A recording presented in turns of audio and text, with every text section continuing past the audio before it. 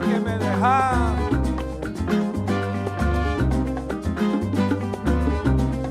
Bueno, mira, señora, ay señorita, nadie sabía lo que iba a pasar. Solamente fuiste y me dejaste solito en la eternidad. Señora, ay señorita, yo sé que ahora estás lejos de mí. Siempre estoy pensando lo que estás haciendo y si te sientes más feliz. Y si te sientes más feliz, oye. Y espero yo que no te sientas sola y que tu vida está llena de felicidad. Porque deseo que nadie tenga que sentirse ahora mismo como yo, atrapado en la oscuridad, solito en la eternidad, solito en la eternidad, oye. Trompeta.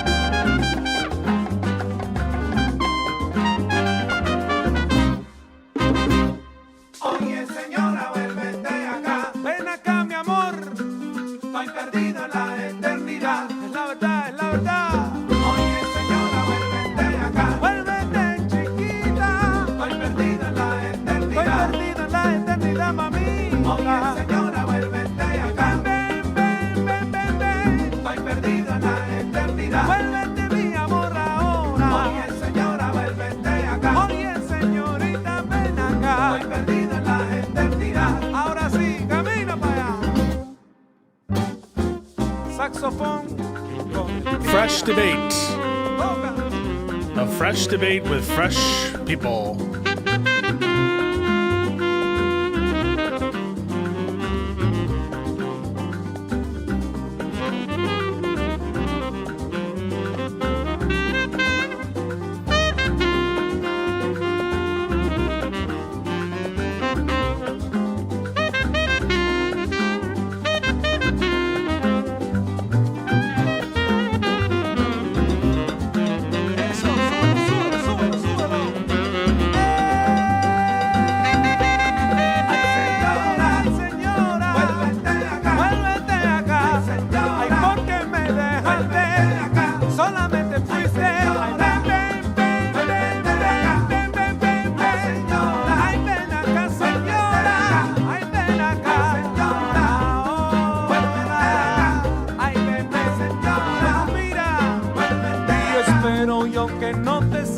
Sola y que tu vida está llena de felicidad, porque deseo que nadie tenga que sentirse ahora mismo como yo, atrapado en la oscuridad y solito en la eternidad. Ay señora, vuélvete acá, vuélvete. Ay señora, ya se fue.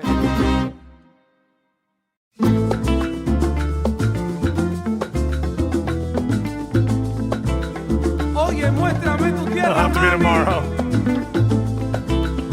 Vamos allá. Bueno, mira.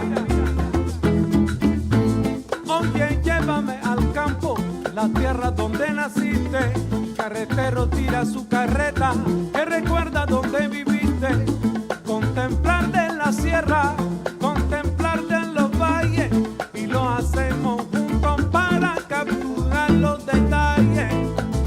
Tierra, tierra, muéstrame tu tierra, mamá. Tierra, tierra, muéstrame tu tierra, mamita. Tierra, tierra, tierra, tierra. Bueno, mira de bro, estamos viajando lejos, pero vale la pena. Recogemos recuerdos y siempre buscamos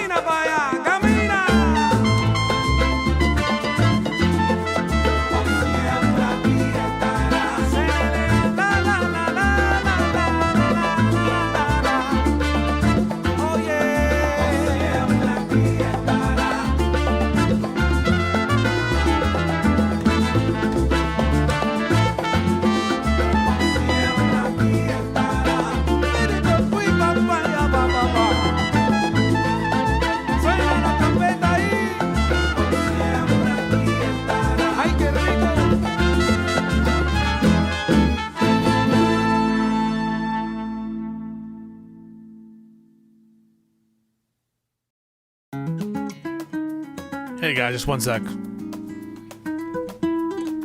What the fuck?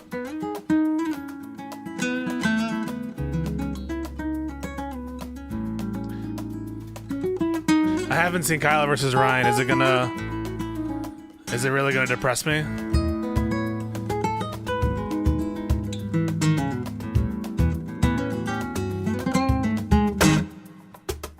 Oh, ba-da-ba-ba-ba-ba-ba.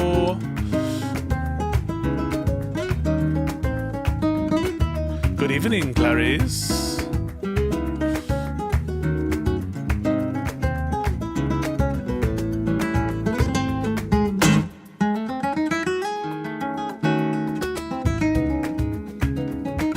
I can't find the debate.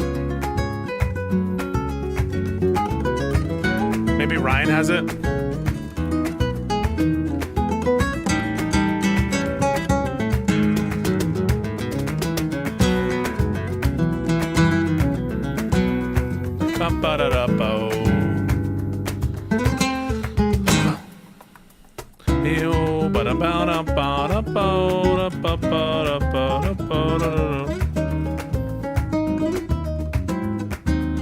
Ooh, bada beep boop bop bop bop.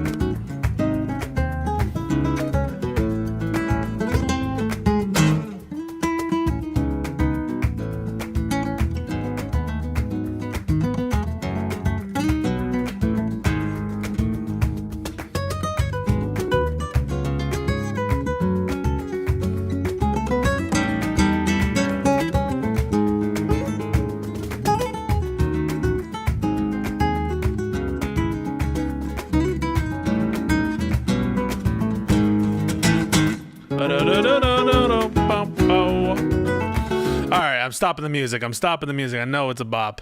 We have to get going, folks. We got to get going. So it's T-minus 27 minutes until we are slated to have a conversation with Wick and some unnamed. I mean, it doesn't matter, right? The names aren't important for the MAGA people that we're against. I don't know their names. Apparently, the Gen Z attorney dropped out. We never had Rob Noor on board because he, his growing list, his blacklist has increased exponentially since Trump took office because he's a coward fuck. So I guess he's not doing WIC TV panels anymore and not doing debates with me anymore. Unless he has specific mod powers to mute and silence me. And that's the only condition apparently. Or I think he said that no more debates with me because I didn't accept him at his invitation when I was going to a different state for a wedding. And I happened to catch him saying something embarrassing and clipped it on Twitter.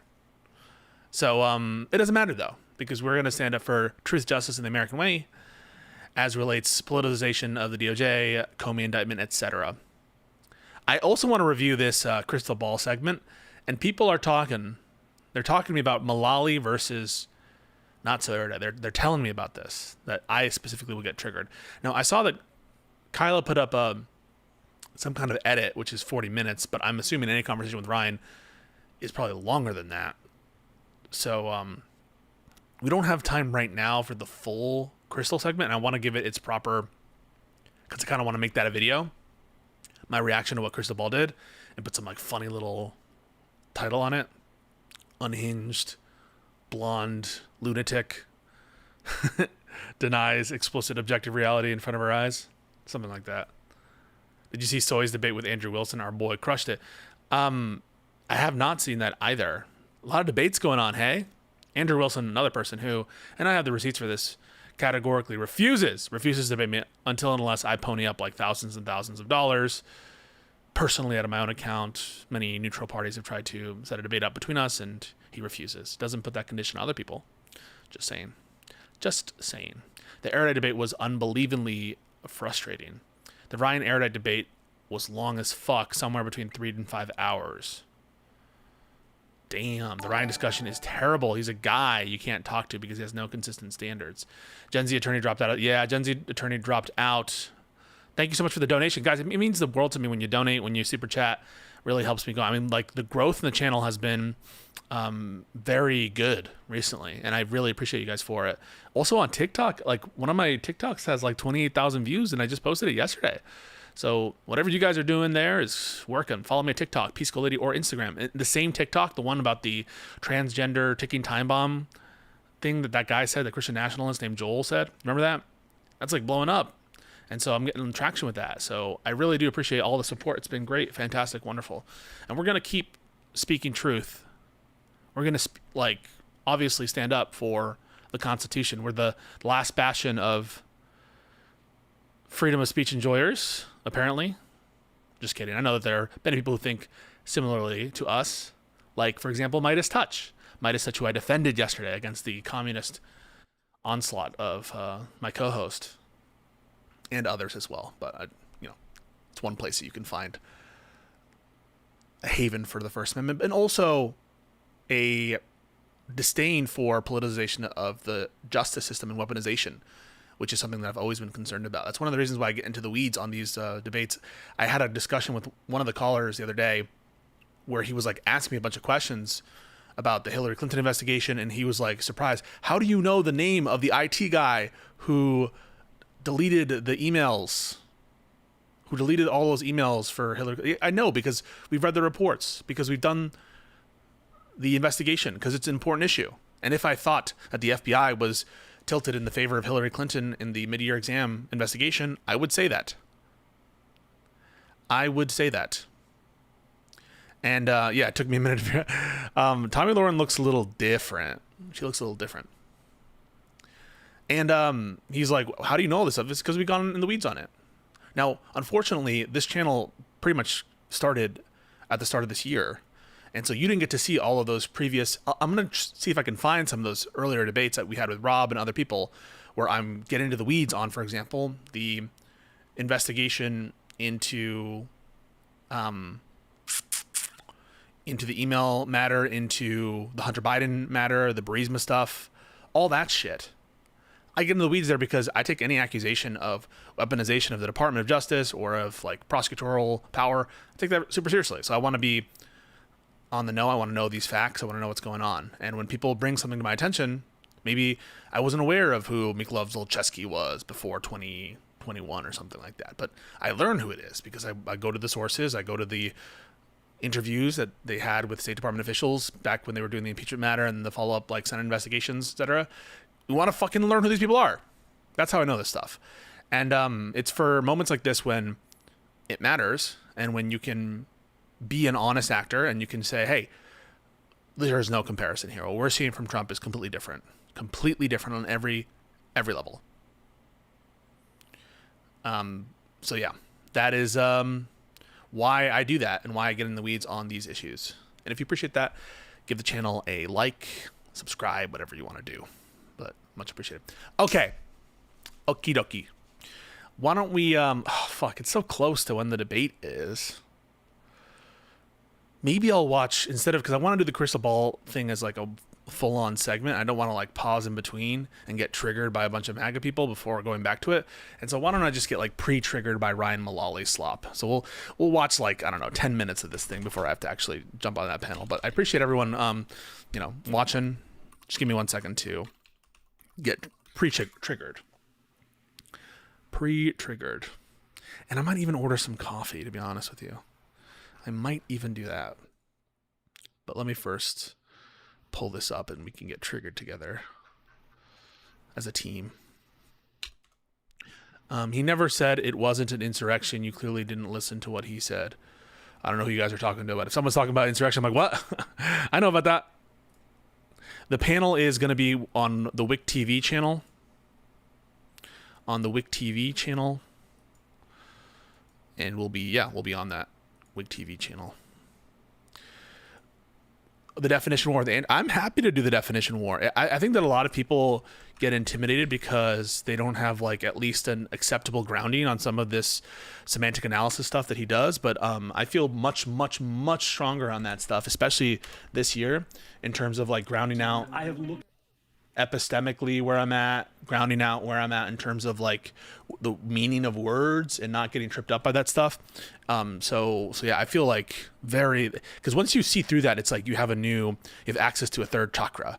And once you understand that most of the time people are speaking past each other, I think the best way in which that rears its head is on the debate about trans things where people are just speaking past each other, where they say, what up, Iko? Where they say, for example, trans women aren't women. and they're just they're not talking to each other, right? Like they just don't have the same meaning of the word. And so they're saying that like trans people are inherently delusional because they think XYZ about women, but they're just a clear equivocation between what some people are using by the term women and what other people are using by the term women. And it doesn't entail a delusion. And that I think is a very wonderful example of having just a basic set of tools to deal with those kinds of equivocations. Just give me 1 second, folks. One second. One quick second.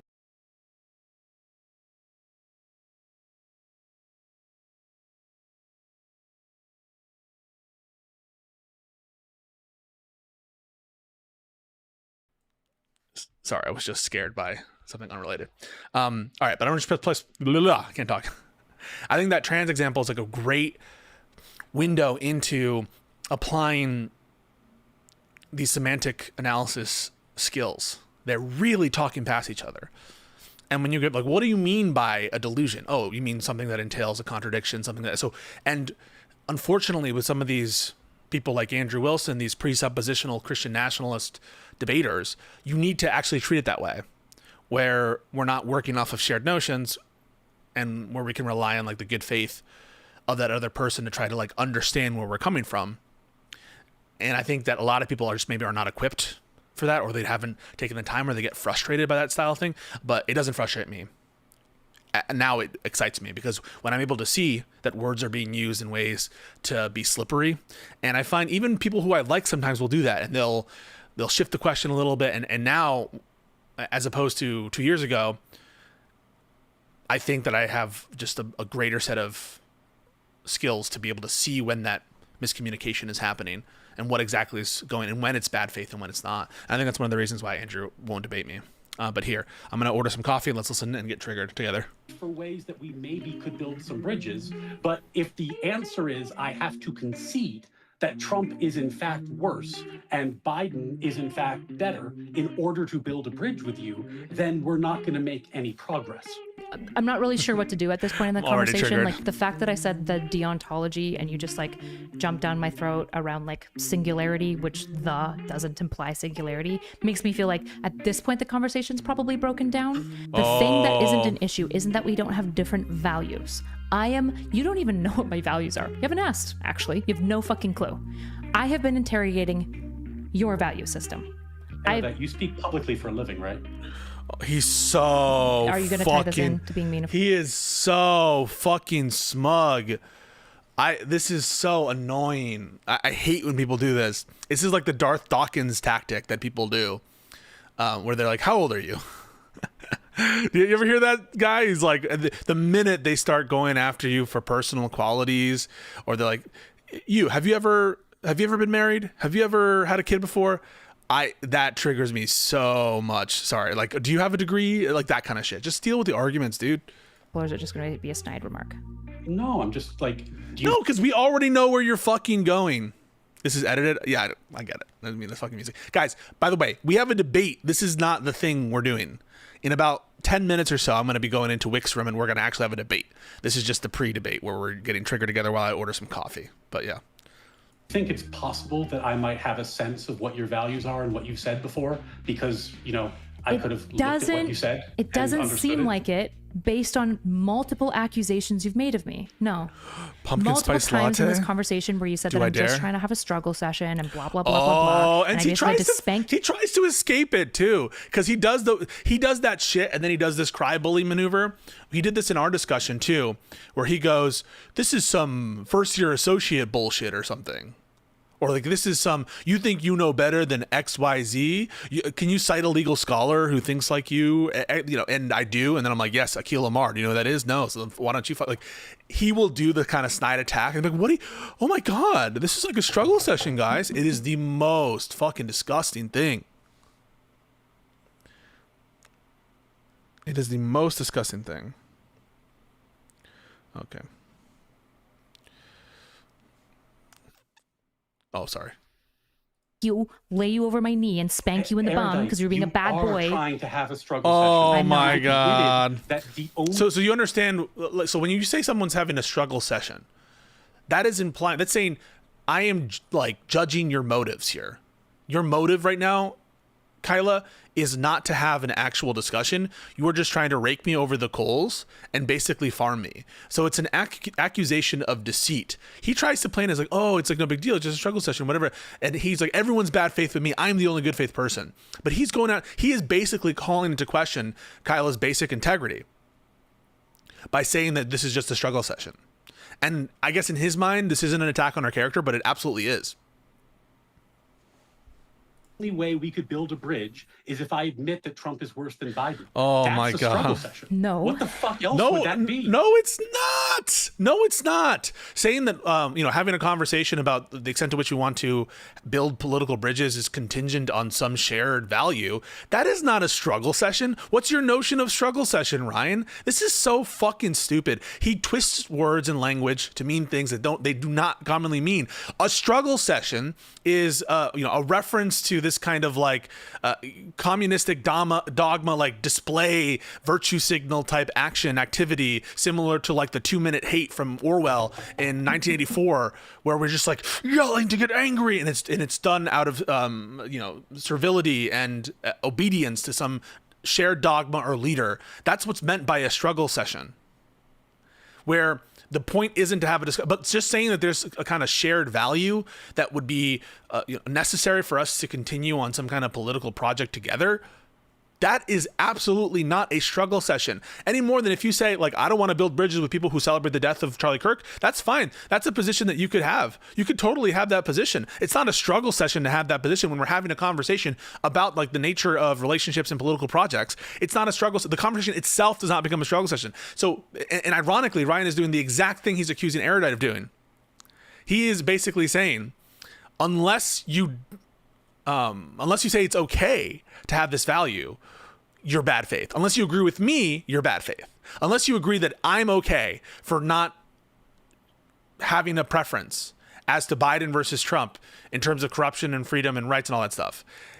Unless you acknowledge that is a legitimate position for me to have, or it's like a good position or an okay position for me to have, then you're bad faith. That's what he's saying. Unless you give me a blank slate, a free road to say the most ridiculous shit and to have the most ridiculous comparisons between Joe Biden, his policies, their threat to democracy, and Trump, unless you give me that free road, you are necessarily bad faith and you're having a struggle session. So ironically, it is the exact opposite, right? So Ryan is accusing Kyla of bad faith because she's basically saying, hey, I think this is a necessary value. We can't really share a political goal if we can't acknowledge this basic difference. And Ryan is saying that's bad faith. It's inherently bad faith because excluding me and excluding my vision of the world, that's by necessity bad faith. But ironically, that's bad faith. Like what you're doing, Ryan, is bad faith. And to imply that any disagreement with you must come from a place of trying to virtue signal or trying to appeal to a greater audience. I think that's just insane. And it's these smarmy tactics and this sense of superiority. If you guys ever see the Count Dooku picture, Count Dooku in that like Star Wars book, do you know what I'm talking about? Superior sense of what is it? Or is it signature look of superiority? Signature look of superiority meme? Let's see if I can I did not pre-watch this at all, no. Hang on. I want to show you guys this. Any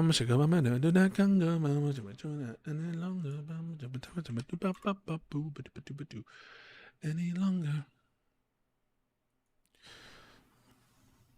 It's this. Signature look of superior. It's so performative. And ironically, he's accusing Kyla of being performative. That's the struggle session. It's not if you admit. It's that you outlined to me the epistemics by which you come to this conclusion. I just did. Do you want me to respond to you, or do you want to talk over me? Ooh! What would you like to do, sir?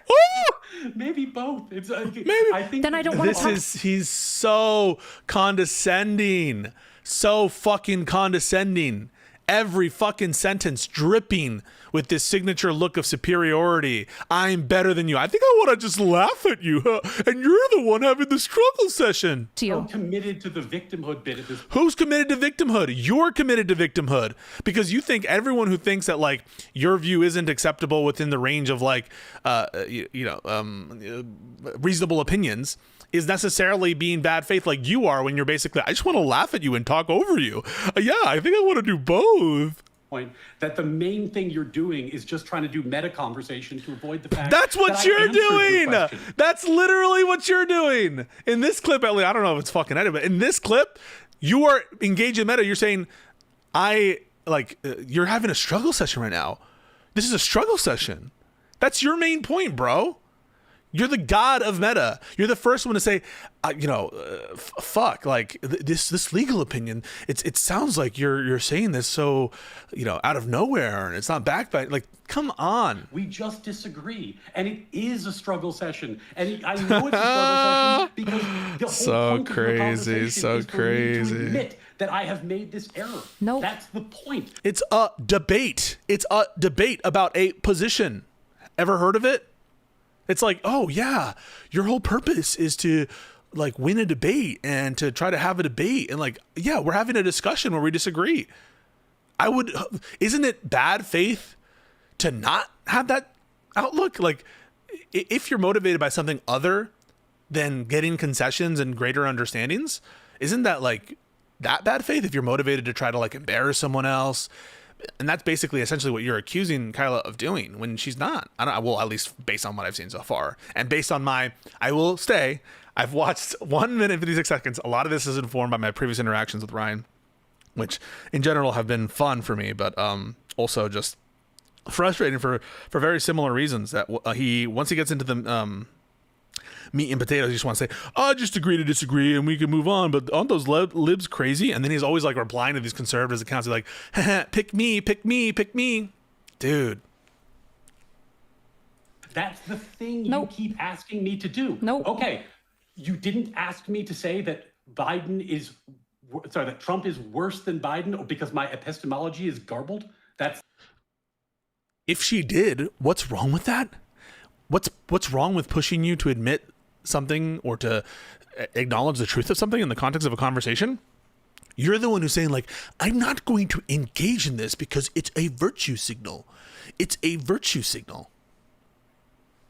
Not your point? Nope. Okay. Come and shake a bum Do you want me to say my point again I would be delighted. Okay. Even that, like, it's through bated breath. Now we're just fucking going.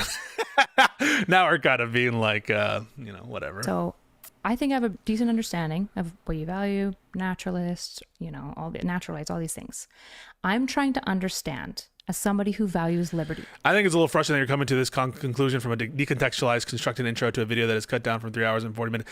I'm just saying, this is the kind of shit that Ryan, I will say, this is a generalization and an interpretation that I have based on my at least 7 interactions with this guy before. So if it doesn't perfectly reflect on the nature of the conversation and what transpired, that's on me. That's on me, Ryan, and I'll apologize for that. If it's, but my guess is though, I'm not far off the mark, but that's just my guess.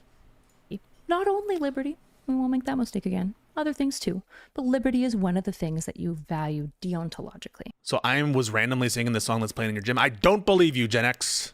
I don't believe you. I am struggling to understand how when you talk about Biden... You know what? I don't want a pumpkin spice latte. It just, at this point, seems so sugary. It sounded good for a second, but why don't I just get a cold brew? Like I usually do, with a little bit of milk. Perhaps. I think that seems good. Seems right. That just seems like the perfect quenching thing right now. Just a little of that. Okay. Skip the sugariness. That's just not needed. There's almost no charity. I know, but Dunkin' is closed. Dunkin' is closed, so we have to go for the local coffee shop because Dunkin' is closed. You're quite brutal, which you're welcome to be. But when you talk about Trump and all of his violations of liberties, which are, even according to the source you were using, admittedly further in scope than it's unprecedented. I hate to do it again, but it's the source you were using. Fire was your source. You were Fire were your guys. You love Fire. Why even like fight on this? This is what I mean. Like, why even like dispute this? You're the guy, because I've had these discussions where you're constantly deep throating Fire. By the way, there are some things I agree with Fire a lot on, and there's some that I don't. I think that Fire is completely at sea about the Twitter file stuff. That's so stupid. The Twitter files position that they have is wild and dumb. So yeah, but like, don't pretend that you're not super about Fire. Okay, in about 2 minutes, I'm gonna stop this, and we're just gonna go right to the debate. Okay. Talking about It was Fire. not my source. It was your source at the very beginning of the I like conversation. Fire. You brought I'm up a Fire. member You of said that you Fire. like Fire, and I you were like talking them. about the free speech thing and that they had done a good job. And then I brought up a source of Fire. Your data. Close your racket, your mother. What the hell? Is this like a hack of the video? Source of You Fire. used your data. Close your racket, your mother. What? Nick was trying to type this while I was working on something else, but I'll just say it to you in a voice chat. In the first 3 minutes, say if you'd like to watch the full debate, it's available on members only, or the full debate is on Patreon. And then for Patreon, if you don't mind just clipping, do not edit, do not waste your time at all. You It's an ad. sweet perfectionist summer child who works too hard, just literally clip the beginning and the end of the debate and just shit that onto Patreon. Literally don't edit it. I don't want you to take up any time other than the rendering it'll take. So Yeah. it's not my source. That was like very abrupt in the middle there. I feel like that should have like gone at the beginning, but what the fuck do I know? What do I know? I won't grow up. I won't. Oh, thank you so much for the covfefe. Why don't you come on over, Valerie? Valerie. Thank you, Valerie. Much appreciated. We're about to get into it. I can already see them. They're backstage, so I just got to get in there real quick. Just give me a second to do this. I'm going to press play until I get it done. One It's sec. your source. You brought up data from Fire. It's your source. It's not my source. Okay, King. Whatever you need to say. My issue is that the source. It's not like a confusing point. It's pretty simple. The source that you voiced as trusting has come out and said that the violations of free speech are larger. So I am trying to understand how it is possible that you see Trump as less of a threat to liberty when he has done almost exclusively steps towards violating liberty. And you have mostly just held to, yeah, but he's trying to shrink government, which isn't actually necessarily promoting liberty. Because as we've talked about, deregulation doesn't necessarily mean liberty, right? Because antitrust laws can create liberty. So I have laid out a number of things that Biden did that were against my principles. If that's insufficient, then I can restate the things Trump has done that are helpful toward my principles, and again, concede that he's done things that I disagree with. Would that be helpful at this point? Because I've given you these examples. You just seem to weight them differently. And that's fine. That's because we have different values. But I'm not sure what the utility is of giving you the same examples again and again and again.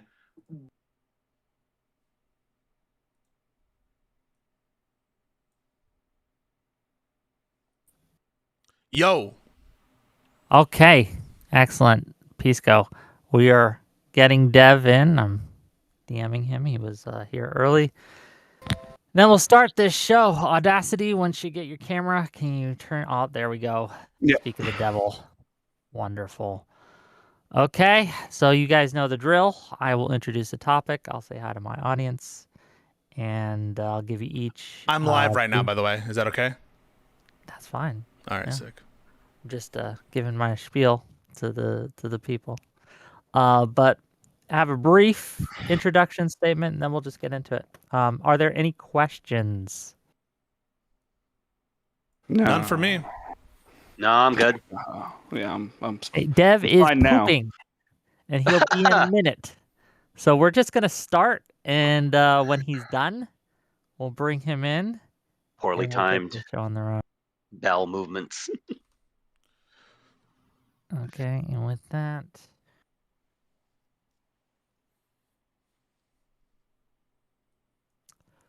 Okay. Welcome, one and all, to yet another episode of WIC TV. It's a cross-ideological space where we come together to talk about issues both political and cultural, from the silly to the serious. And today, we are going to be talking about the Comey indictment. Recently, the DOJ under the Trump administration has indicted James Comey. Now, the questions that we will be exploring today are this. Is there any good evidence that James Comey is guilty of what he is charged of?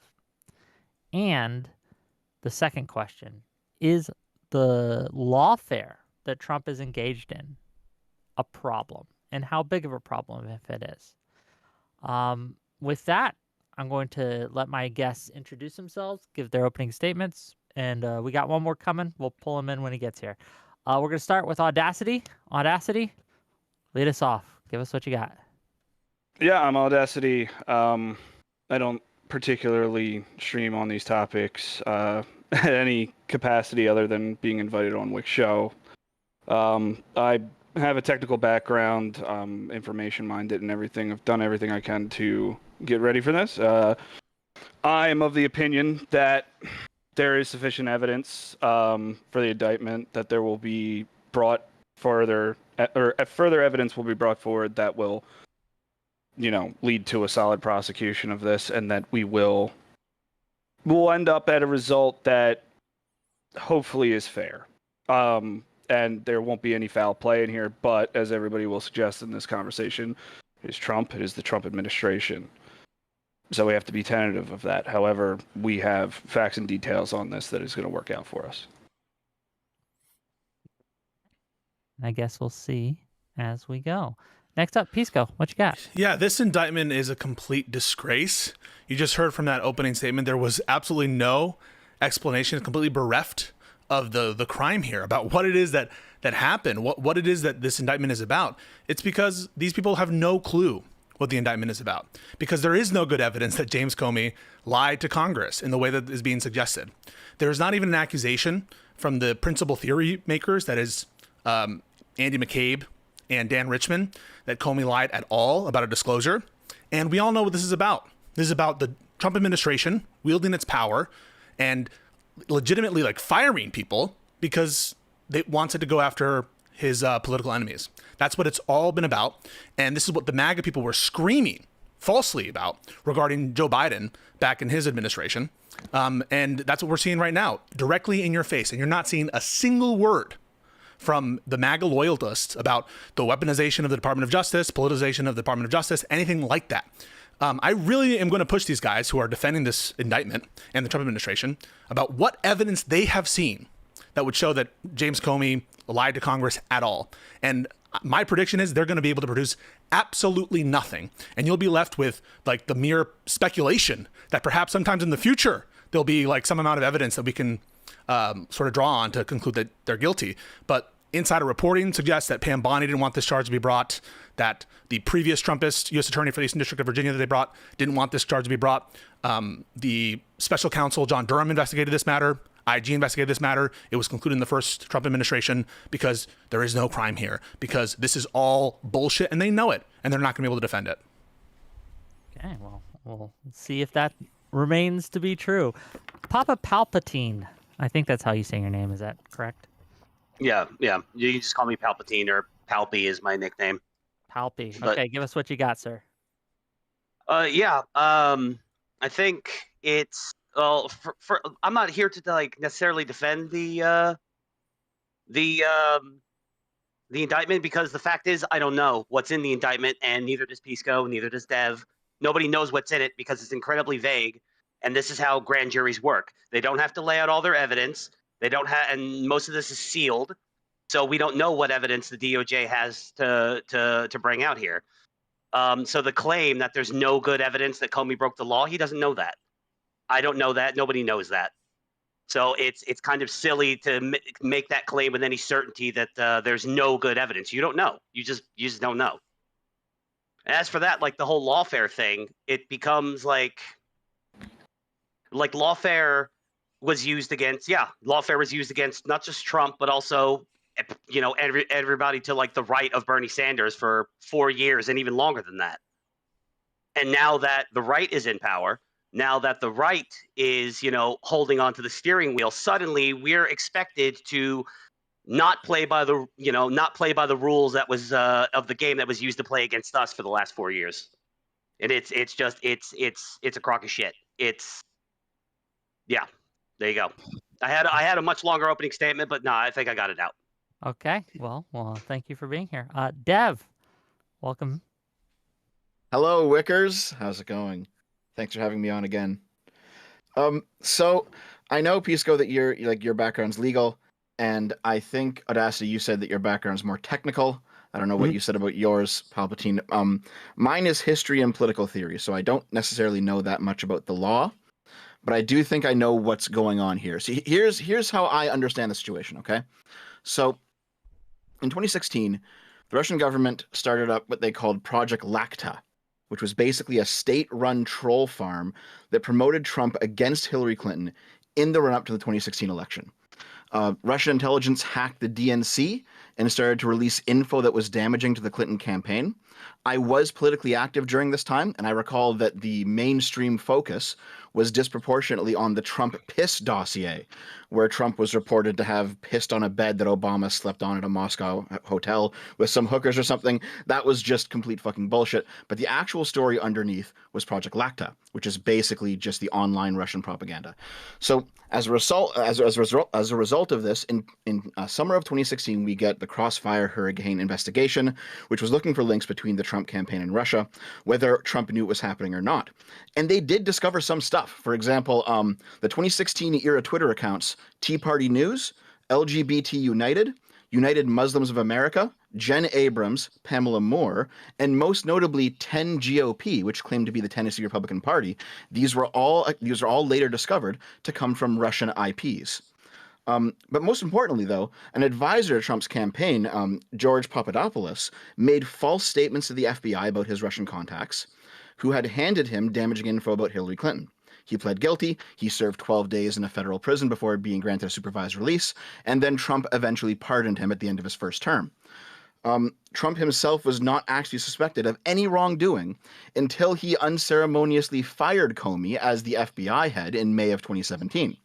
Multiple sources in the White House stated that Trump was pressuring Comey to drop the Russian interference investigation, and Comey just refused.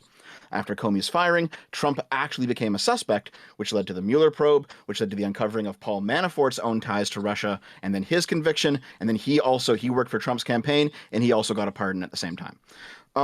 So now that Trump has a more cooperative DOJ in his second term, it looks like he's just starting to take revenge against anybody who opposed him during his first term, and that includes Comey.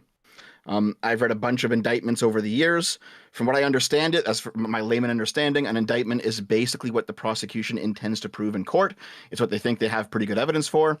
The indictments against Trump were huge. They had tons of claims, tons of preliminary evidence. They had some photos sometimes. This indictment is a page and a half long, and it points to two relatively inconsequential claims. Even if those claims end up being true, to me, this just stinks of weaponization of the legal process. Okay, and with that, let's get into it. If you have trouble getting in, or you feel you're being talked over, raise your hand, get my attention. I'll give you the floor. But with that, what do we think, gang? Let's start with the indictment itself. Who is prepared to actually defend this indictment? Is anyone on this panel prepared to defend the indictment that was actually issued? Absolutely. Okay, so why is it, in fact, that you defend this indictment? Because even though the indictment released what's been unsealed and reported to everyone, what's available for everyone to read, doesn't actually discuss what was presented in grand jury to allow it to go forward, to allow a grand jury to say, hey, this is enough information for us to say this is a court case. So it doesn't matter what's listed in the details. What matters what happened to that room we weren't invited in, we didn't have access to. So your standard is otherwise. Your standard is you will support any indictment that clears a grand jury. Is that what you're trying to say? I mean, that's what's happened. No, I'm asking you about I'm asking you about your standard, your normative outlook. Yeah, sure, because that's been the standard for a very long time. So just to be clear, you have supported every single case that was brought against Trump because it cleared the minimum threshold of the indictment by the grand jury. That's your position? No, first, but I came around.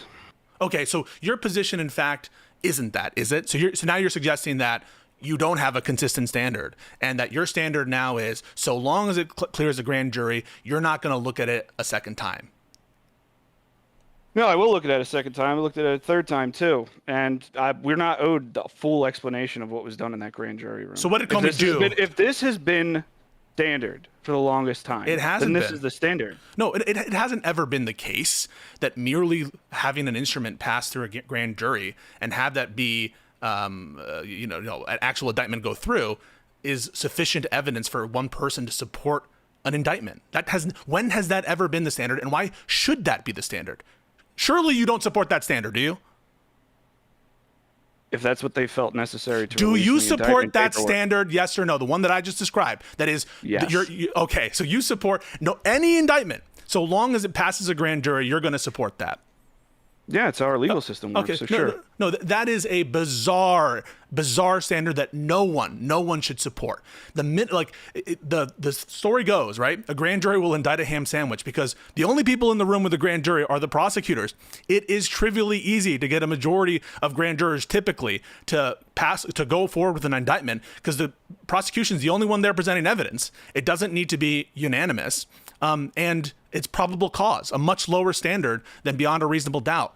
The fact that you would say, well, I would support anything that clears a grand jury means you're a stooge or you're being disingenuous because you think that this is some, comeuppance against the Democrats. But it's not a real standard. Everyone can see through your fucking little laughs and chuckles there that this isn't a standard that you actually uphold, is it? You caught me. I'm being disingenuous. You're right. I didn't support the standard when it was against Trump because there was a lot of impropriety going on in those as well. You had massive adjustments to the ways court cases were being brought against Trump. You had changes in statutes of limitations. You had evidence being argued that it was improprietary to the defense's case because I can't remember the exact reason. Yeah, you don't know shit. You don't know shit, dude.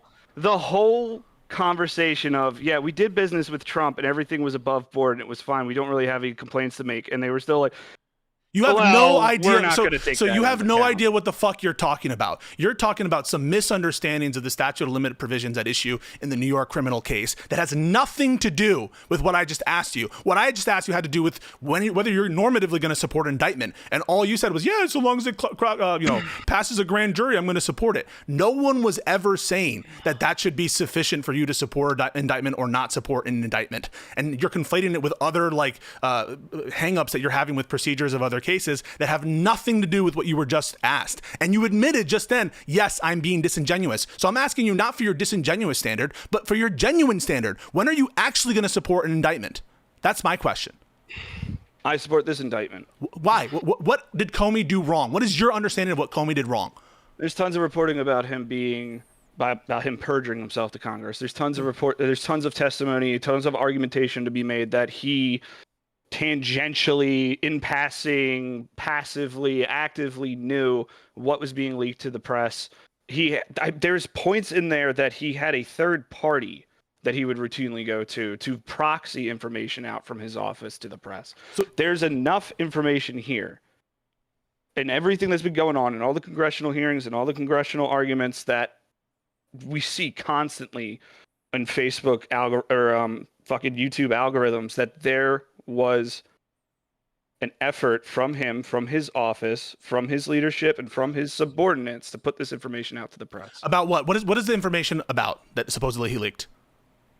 You have the information. What is it about? No, I'm asking you whether you have a minimal, a minimal understanding of what he's alleged. So, what are the matters that he's accused of lying, in which he accused of lying, I should say? What do they pertain to? 1 second. Oh. I'm really sorry. Whew. But the Clinton probe information and, the Clinton Foundation investigation was a accused leak, and the information regarding the investigation into him during the Russian probe. Okay, so now the question is, do you have any evidence whatsoever that James Comey leaked or authorized a leak about information related to the Clinton probe? Any evidence whatsoever? Me personally, I don't, but we will find out in an investigation. No. The thing is, and this is to the other guy's point. I don't know, Palpatine or whatever his name is. we're not writing on a blank canvas here. Thankfully, we have an entire IG investigation about this matter that tells us the nature of the claims and what they can ultimately ground down to. And they can ultimately ground down into, and this is what the reporting is, because this U.S. Attorney's Office is leaking like a sieve. It either pertains to Andy McCabe. Andy McCabe never was authorized by James Comey to do a link to the Clinton Foundation to the Wall Street Journal, ever. He doesn't even accuse that. And the Inspector General under Trump, they found that in the same way, that Andy McCabe wasn't authorized by Comey, that Comey didn't know in advance about any leak. So that theory is completely garbage. There's no evidence that Andy McCabe leak to the Wall Street Journal originated in Comey. At most, he was told about it a day after the leak actually occurred, or a day after the story came out. And then second, there's this story about Dan Richman. But of course, Dan Richman was publicly quoted with respect to the Clinton matters. And of course, the statement that is being alleged that Comey had adopted has to do with anonymous leaks to the press. And so no matter which way you slice it, either the Dan Richman theory, and that's the person, you don't even know the fucking name because you haven't spent any time looking at this indictment whatsoever, or if you take the Andy McCabe version theory of the story, you're fucked, because neither of them accuse James Comey of authorizing a leak, an anonymous leak in that context. So you have, and you just admitted, right? You said, I have no evidence. All you're going off of is faith that somewhere, somehow, somewhere, somehow. You said you don't have any evidence, right? So what are we even here for? You have zero fucking evidence that he lied to Congress. I'm not the prosecutor. I'm not on the grand jury. I wasn't in the room when it happened. You're willing to defend it, even though you admit you know nothing. Even you admit you have no evidence whatsoever. Even though there's public reporting that this Trumpist U.S. attorney was fired specifically because he said the case was bad and he wouldn't bring it, and that Pam Bondi didn't want to charge this case either. In that context, after there's been an IG report, after, by the way, the Trump administration under the first term charged McCabe for lying, so kind of implicitly contradicting their prior theory if they're going with the McCabe theory. In all that context, you say, I'm still willing to defend it even though I have no evidence. Isn't that dogma? Isn't that utter bootlicking shillism, that you're just trusting the government no matter what, and you're just going to defend the government even when I know nothing? That's your new standard. I defend the government, I defend their indictments even when I know nothing about it. Hold on. The prompt doesn't require us to defend the indictment. The prompt is there is no good evidence. Right. So do you understand? You don't know what evidence was brought. Do you know that you're?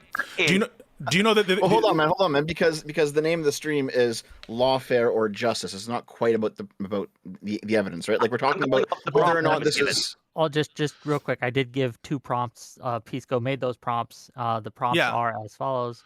So the good evidence is relative to an epistemic context. Obviously, like, I can't prove to you that we're not brains in a vat right now, and there could be unexisting evidence that nobody is aware of, that no one has assessed at the moment. But given the evidence that is available, there is no good evidence whatsoever. And the fact that we are not, again, as I stress, writing on a blank slate here, where there have been previous investigations into these matters, including the previous Trump administration, where they have released reports on this matter, and including leaked documents from Kash Patel about Project Arctic Vortex and these other Entropic, whatever the fuck these stupid code names are. They've released those documents, and given what's been publicly available, there is no good evidence that Comey lied at all, and you haven't been able to point to anything. It's not we don't have to. That's not the point of the prompt. The point of you're taking the affirmative position that there is zero good evidence. Yes. But that's an impossible standard to hold because you don't know what was brought in the grand jury hearing, and you don't know what evidence the DOJ currently is sitting on. We won't know any of this until it comes to trial. So an exhaustive search of the public record after previous administrations have released reports related on these matters and leaked documents that... okay, we can't hear because someone is fucking crackling. Okay. Oh, yeah, My bad. Okay. We good? Will you at least agree with the following? On currently available evidence, there's no good evidence. Then we can get into whether or not we think there's good evidence beyond the scenes. Will you agree with that? There's no good evidence now available that he lied.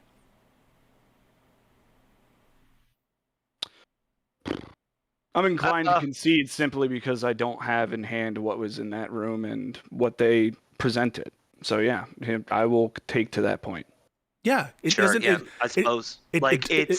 You're just trusting the government that they have good evidence. And like I said, a grand jury will indict a ham sandwich. It's just the prosecutors in the room. They can spin whatever tale they want. There's no judge there. There's no other side. So you shouldn't just trust the fact that the grand jury approved something. I'll have you know, they disapproved another theory of theirs, which is already a bad sign. Even unhinged MAGA legalists from like the National Review, this guy Andrew McCarthy, who's one of the most fierce critics of Russiagate, of James Comey's conduct. He hates James Comey. He thinks this is one of the greatest scandals ever. He says this case is a dud. It might not even reach trial. To the extent that it might reach trial, it might just be because James Comey presses it. But the truth is, there's no reason to think and to just trust this government that they're going to have the goods on Jim Comey. If for anything, there are just mistakes in the indictment as we speak. There's no utterance that Jim Comey gave that's included in this indictment. All they have is the statement by that was allegedly adopted by Jim Comey from initially Chuck Grassley and then asked again by Ted Cruz. That chronology is not presented in this indictment at all.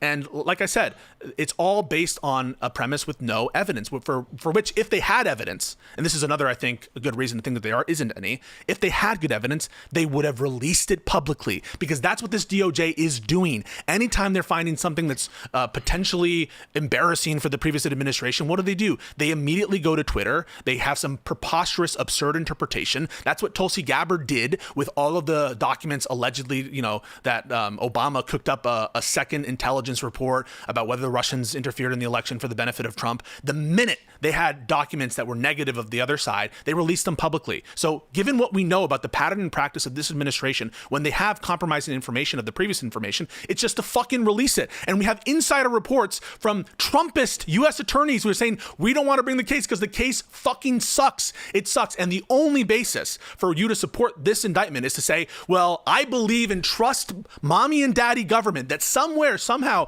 there's secret evidence that no one's ever seen before. And I'm telling you, the chances of that are so low, so astronomical, that you should just accept this first proposition. I mean, I don't accept it because, again, you're speaking from a point of absolute certainty that you cannot be certain about either. You're sitting here with complete and total confidence in something you don't know. You don't know what was said in that room until a judge requires the unsealing of these grand jury hearings. We will never know what was said in that room that got the grand jury to sign off on this indictment. I've got a question for you. Since we do actually have this sort of ambiguous middle room where we don't know this evidence that may or may not exist, how come you're defaulting to trusting them? Why wouldn't they? That's been the standard for a very long time. Trust the government. Trust the government has been the standard the whole time. Trust the government. I have heard so many arguments previously that they are making good decisions and that you should trust their judgment and that there is no issue with the things they're pushing out.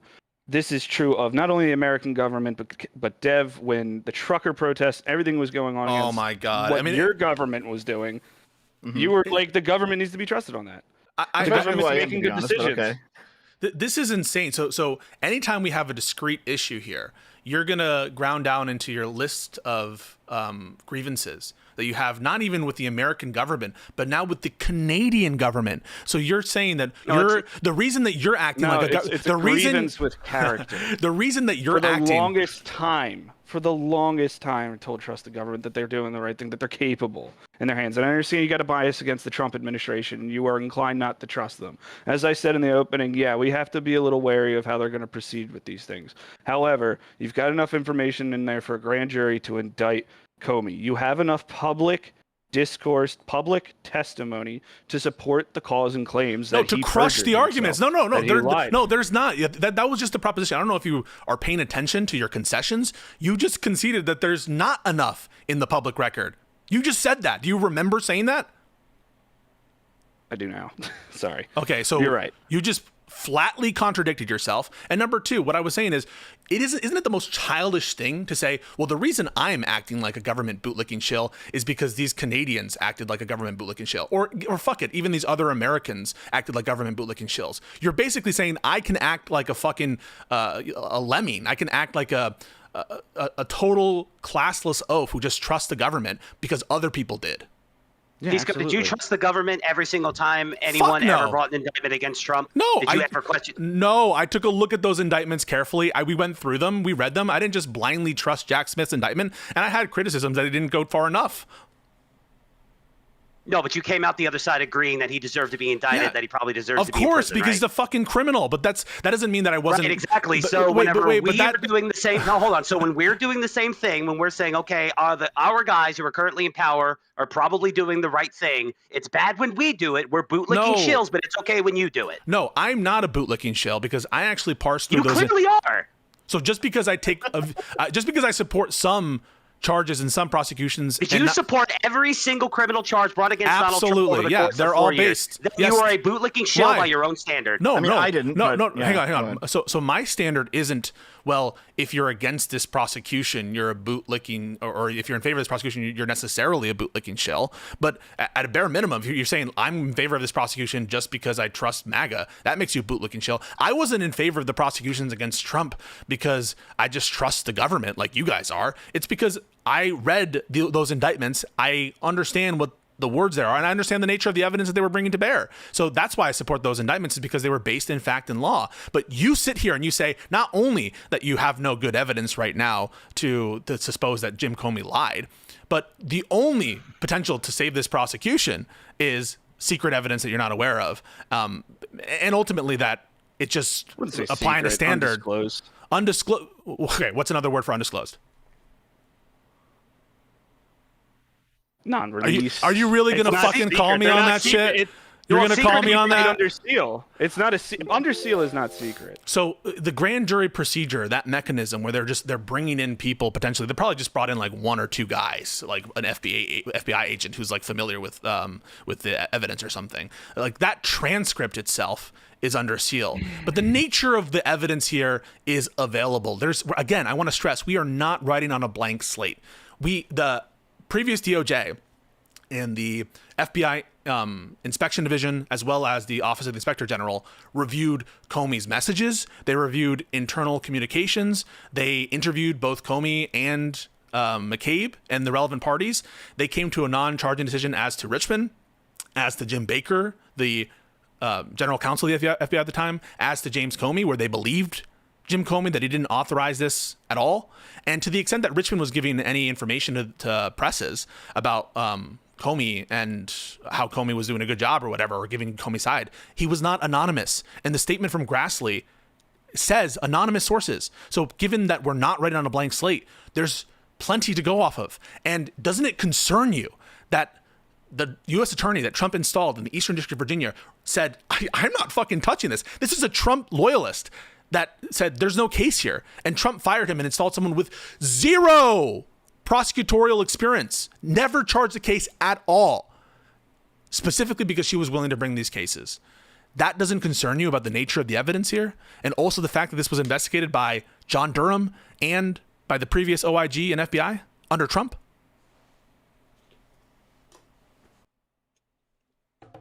Palpatine, you want to take your silence is fucking speaks volumes. You know this case is fucked, and the only way to justify it, the only way to justify it is by saying we're acting like you did. Hold on for a second. Hold on for a second.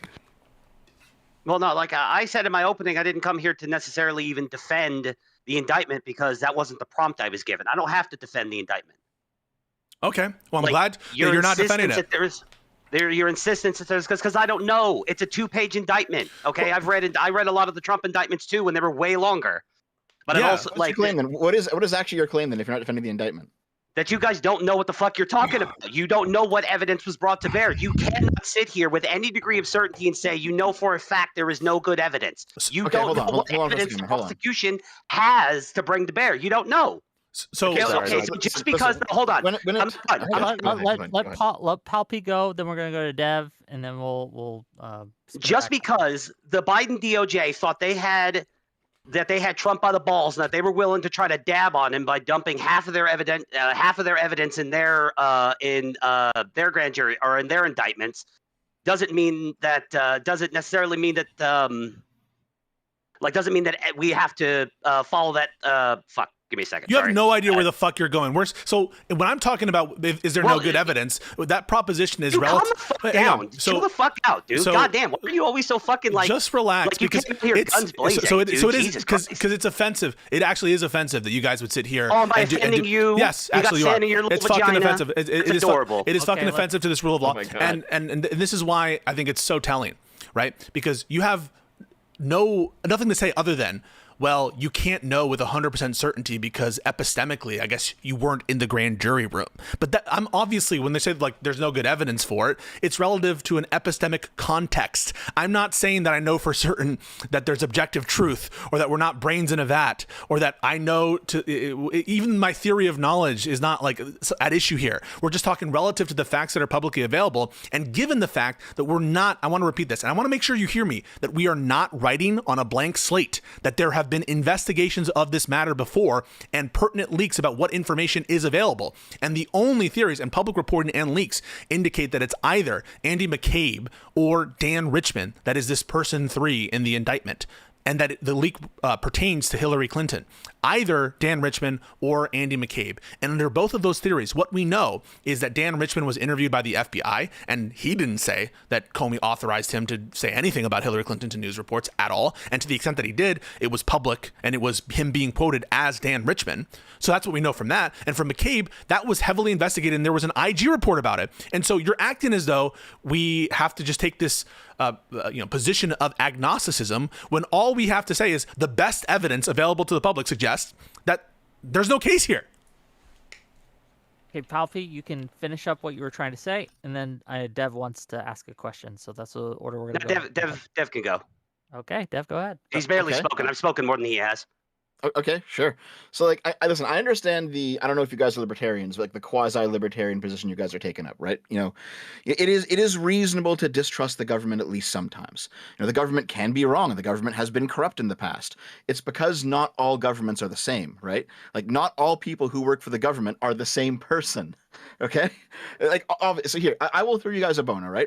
Because I know, based on what I've heard the two of you say so far, I'm going to guess that, like, back during COVID times, you had some criticisms of, for example, Fauci, right? He said some weird shit on TV, the double masking was kind of cringe. The claim that the vaccine was perfectly effective when no vaccine is actually ever perfectly effective.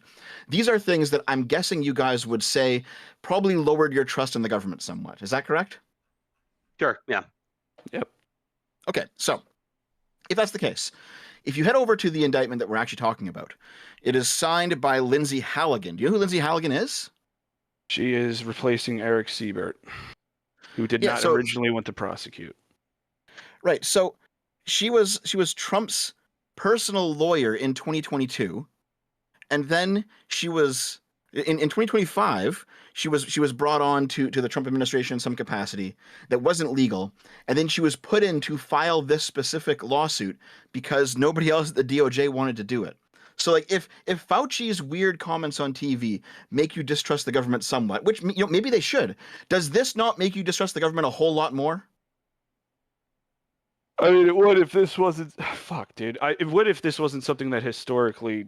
If replacing prosecutors, if firing prosecutors, if prosecutors resigning and then being replaced like this, which this isn't a resignation, all right? It is a firing. I just want to make that clear before I get, jumped on again.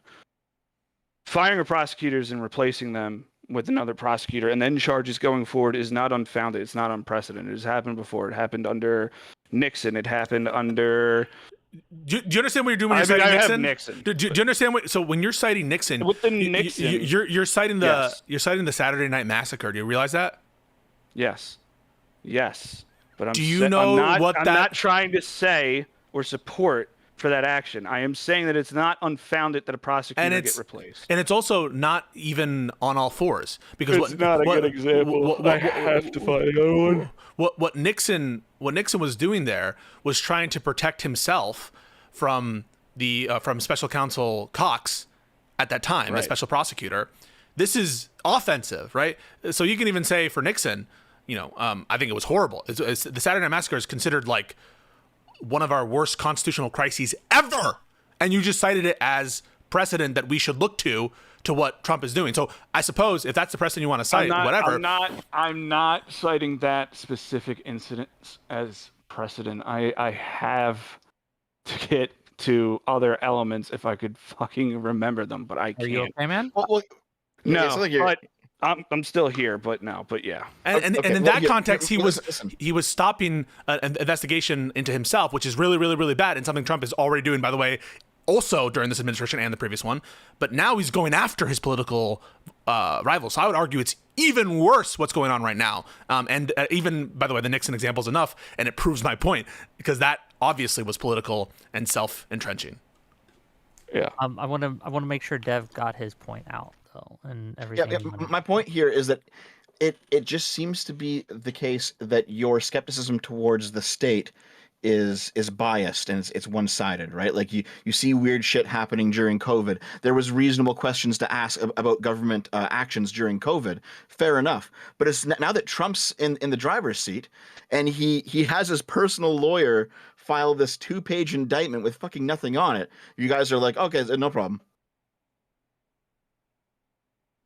Well, I mean, if we're, are we getting into the lawfare part of it? Because honestly, I don't care. I don't care Yeah, about you don't the care. lawfare. Move on to the lawfare part of it. I honestly don't.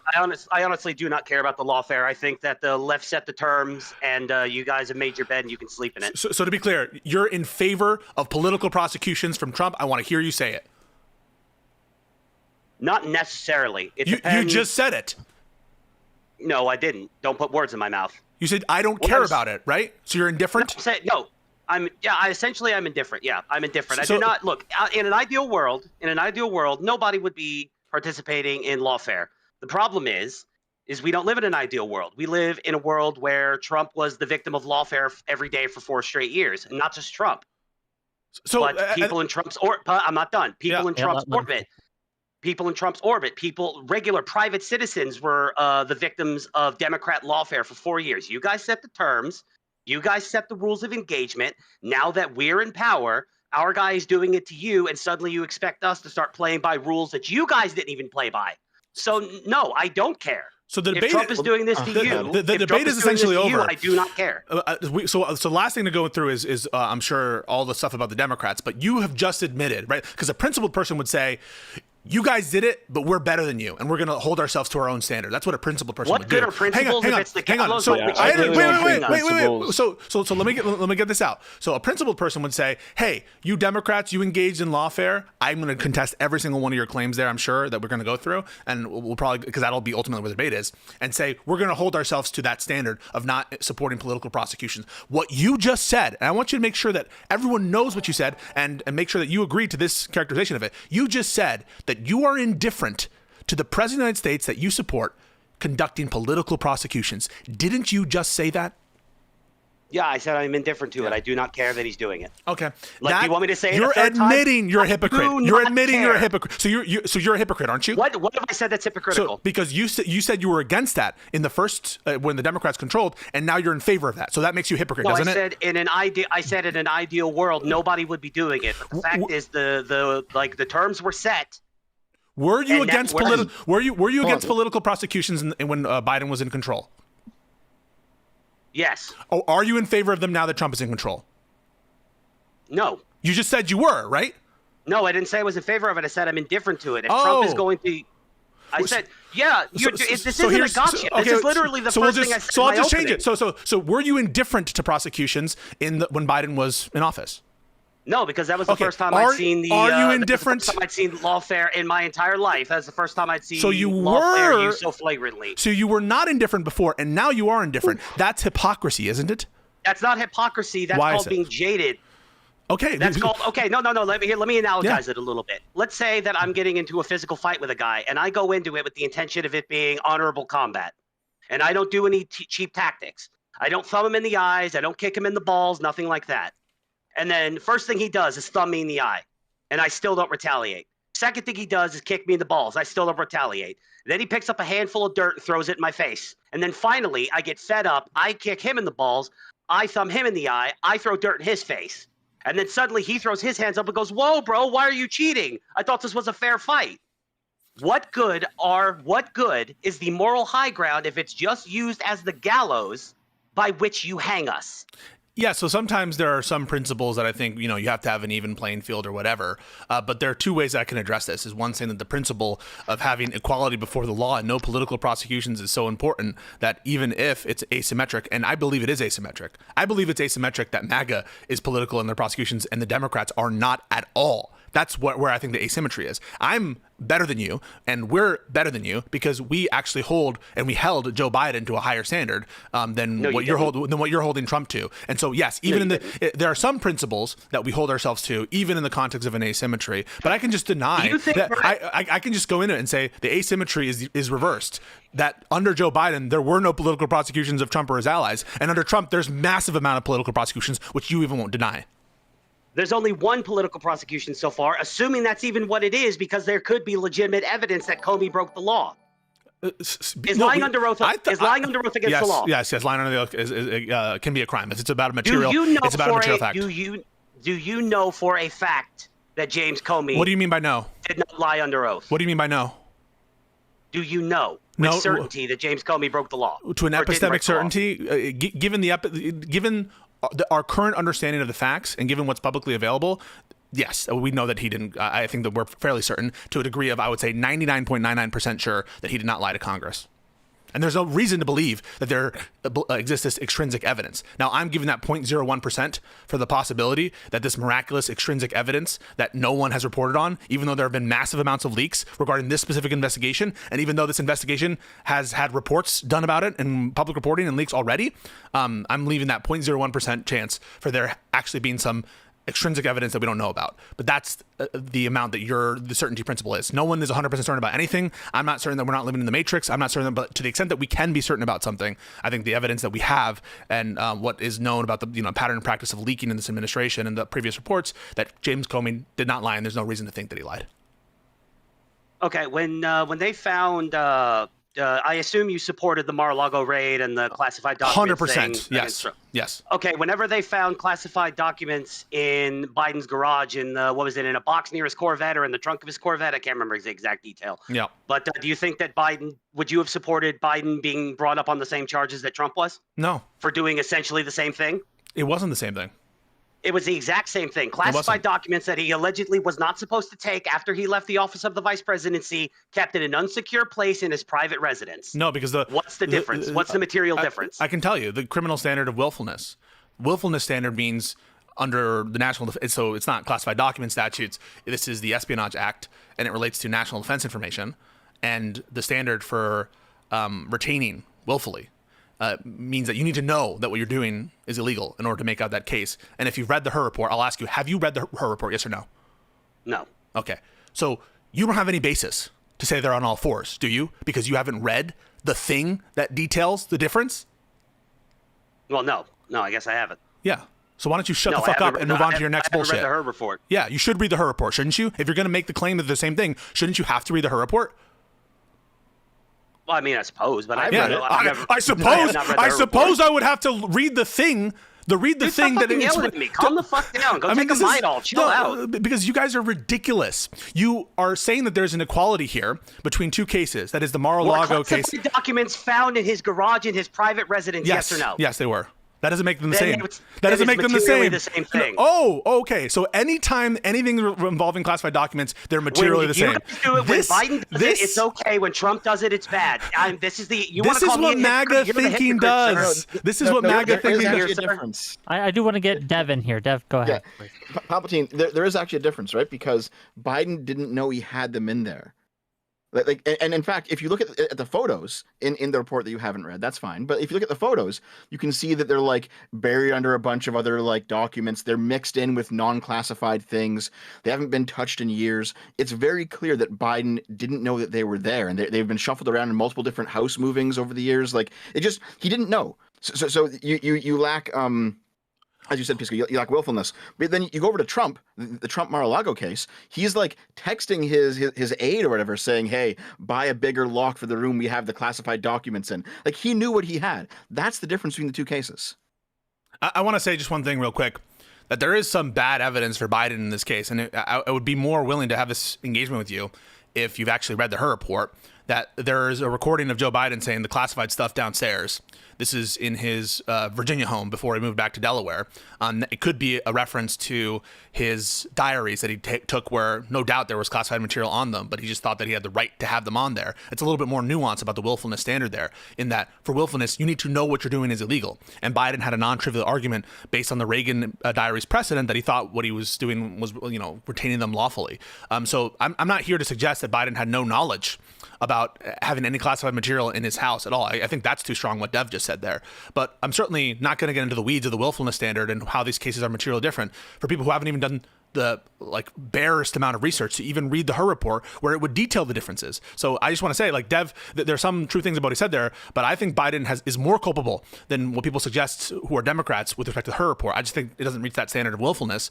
And ultimately, I think the cases are so different for other reasons as well that we could get into. But why even engage this? Why even bring this up if you haven't even done the bare amount to even read a summary of the kind of evidence or even read the executive summary of the Her report? That is what is so offensive, I think, to anyone who's trying to, you coming in and say it's the same thing because it involves classified materials. That's fucking stupid. Why would you even open yourself up to say that any case involving classified documents is materially the same as any other case? That was a stupid thing you said, right? Well, no, it's not a stupid thing I said. And the reason why I brought it up was, first of all, I hadn't actually read about the case in a long time anyway. I brought it up as an example of the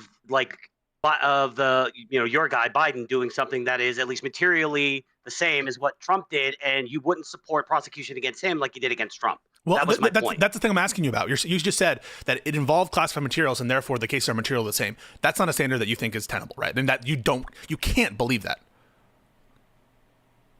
Extrapolate on that. Just a housekeeping thing. Audacity has to go take care of family stuff for 5 minutes. So he's not abandoning us.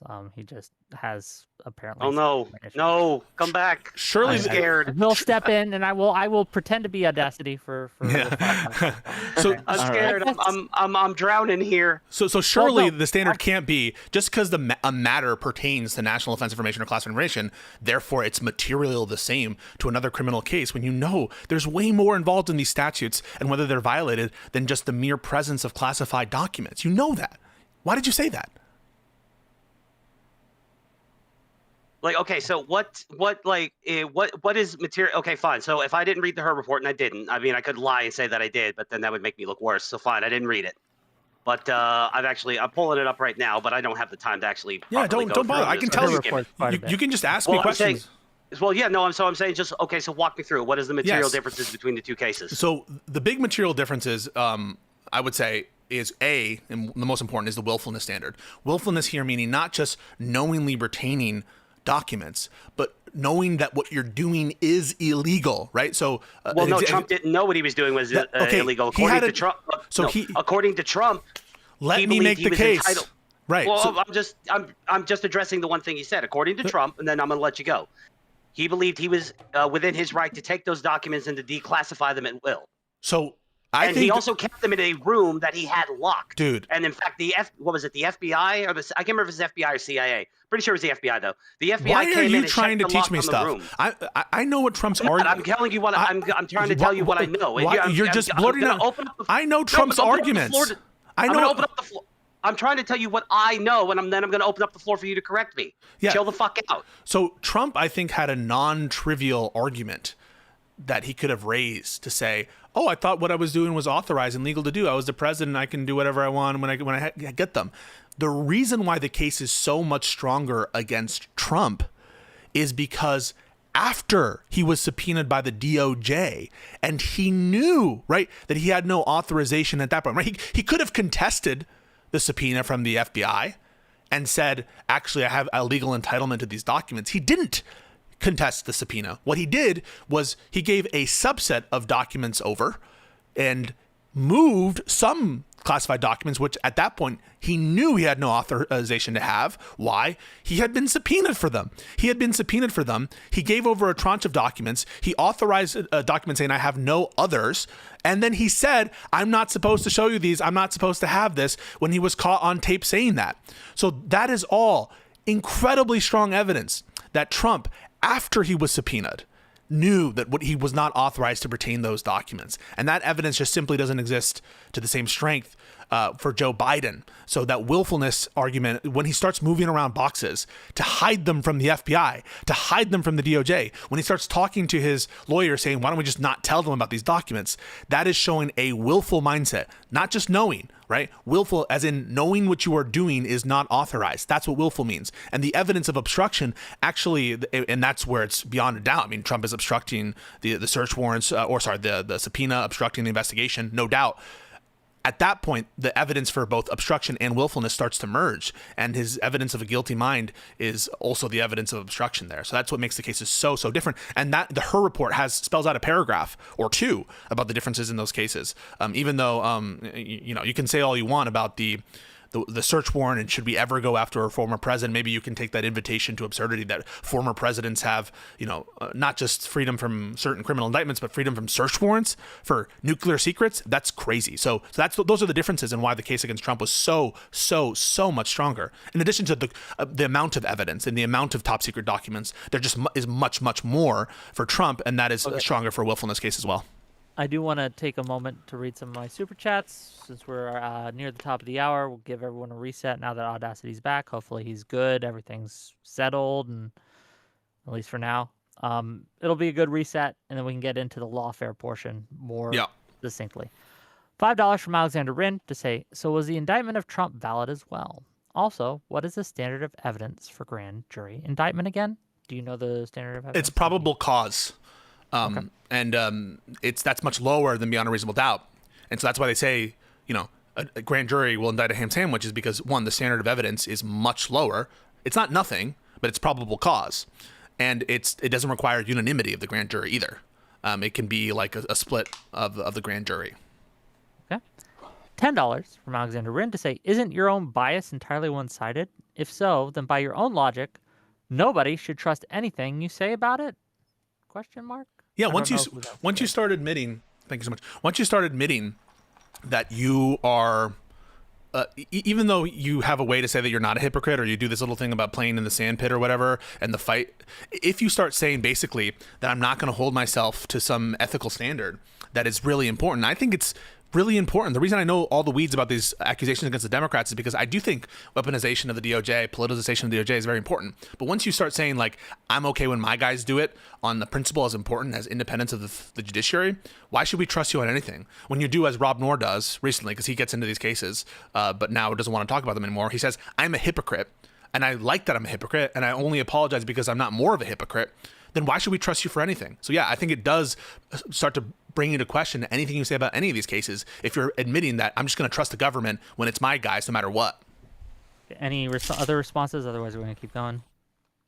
No? Cool. $20 from Chuckles Desu to say, yes, because Pisco, political prosecutions require that both sides accept a prosecution isn't political if only one side says it can't. Or says it isn't. Sorry. Then it's political. Are you saying the Dems did political prosecutions, Pisco? No, I don't think that whether something is a political prosecution turns on the perceptions of everybody. Whether something is a political prosecution, I take that to mean whether a prosecution is motivated primarily by politics. And that I don't take to be a subjective standard in the sense of everyone from both sides agreeing that it be good. If that were enough, then I guess every prosecution of anyone political is in essence going to be a political prosecution because there will be people who disagree from both sides. So that's an absurd standard. The standard is what is motivating the actual prosecution. And I don't even think here our opponents would deny that what's primarily motivating Trump is revenge of his political enemies. I mean, you guys would agree with that, right? Yeah, sorry. I have to get back into the mindset. I'm really sorry for the beginning of this because it's okay. When you have if you either way, you got issues, man. Absolutely, it is vengeance. It is vengeance. It's not supported. It's not only operated from Trump's side. You have members of Congress, whether you agree with their positions or not, that have brought up this issue over and over again by Comey. This isn't just Trump acting on his own. There's a lot of Trump element to it, but there is a lot of other element of support from the GOP on these actions taking place. So I can't just say that the only element is vengeance when there seems to be other parties involved in this political structure that have an issue with Comey's statements, with his original testimony, and then eventual conflicting statements in media interviews and so on and so forth. Here are the problems. I don't see any conflicting statements of Comey. I truly don't. And maybe you can point me to them. But the problem is most of what people are pointing to with Comey about why they hate Comey has to do with Russiagate. And this indictment is not about Russiagate. This indictment is not about the Russia investigation. This investigation is about leaks related to Hillary Clinton. So it kind of reminds me of the on-paper reason. I think Dev went into some of the chronology about Comey and his relevance to the Russia investigation before.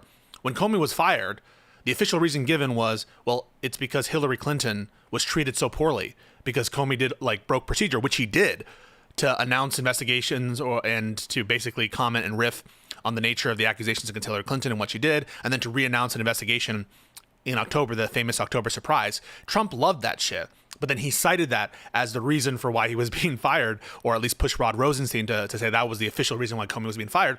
No one actually cares about, even if it were the case, as Dev mentioned, even if it were the case that he lied about this, and again, I think there's no good evidence, they don't care about this lie related to the Clinton Foundation, right? They're in favor of this prosecution because they just don't like Comey, right? They're trying to find anything that would stick to him. And so they support it based on things that have nothing to do with what Comey did. And the further evidence of that is Trump's tweets himself. What does Trump tweet when he says this prosecution is a good one? He says, they indicted me and they impeached me. Putting aside the fact that Comey wasn't in government when he was indicted, he was fired in 2017. Putting aside that the Russia investigation never charged Trump, that was on stuff related to the election interference case and the classified documents and the New York case, nothing to do with the Russia investigation. Putting aside that Comey was not a member of Congress who impeached him, Trump is linking in his mind the prosecution of Comey to these other matters. And he's saying that's why we're going after Comey. So the pure proof, based on the overwhelming sentiment against Comey, is that those sentiments and Trump's specific subjective mindset doesn't have to do with the nature of the charge against him, but about other political grievances, oftentimes that have nothing to do with Comey. That's why it's a political prosecution. Okay. $10 from Lawson Harrison to say, in case it's not obvious, the reason Pisco is unhinged is because the Democratic Republic sky is falling, and there are many people that seem to insist everything is fine without bothering to look up. Thank you for the $10. $10 from the pleb. Palpatine. Your logic means if Dems get back into power, they get to go after the right because the right attacked them? Is it absurd to hold all politicians to a standard to not abuse power against opponents? This to you, Palp. No, it's not absurd. And there was, for my entire life until 2021, that was the standard. We weren't attacking our political opponents in this way. Lawfare was not the standard practice. And then under the Biden administration, it did become the standard practice. It was done for 4 straight years.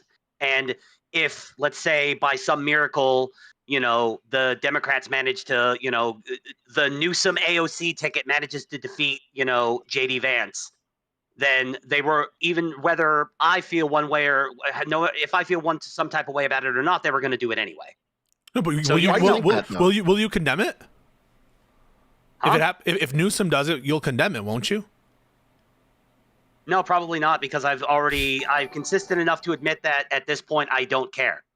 Like, I will. So hold on a second, man. Like, why do you think that there was lawfare in 2021? Well, because I think a lot of the prosecution that was brought against Trump was purely meant to derail his campaign and stop him from getting reelected. That doesn't make any sense. Yeah, how? And hold on, in 2021? Oh, for the 2024 campaign. Okay. You're talking about the Smith indictments? You're talking about the Smith indictments? I think all of them. Every single one. Florida, Georgia, New York, I think all of it. I think, Letitia James and Alvin Bragg in New York. I think Fani Willis in Georgia. I think the Biden FBI, the federal charges down in Florida with the documents and Mar-a-Lago. I think it was all transparently meant to just derail him, try to put him in prison to sweep him off the board so he couldn't win again in 2024. What's your evidence of that?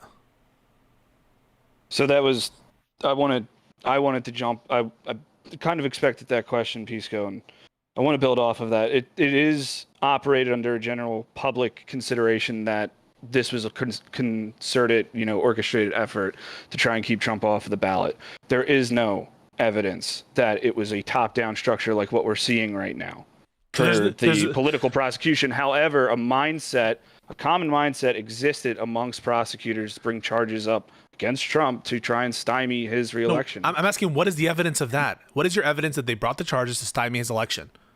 Alvin Bragg in New York literally ran his campaign on "I'm gonna get Trump." No, that's not true. We had adjustments to statutes of limitations on what could be He used novel legal theory in order to bring misdemeanors up to felony levels. No.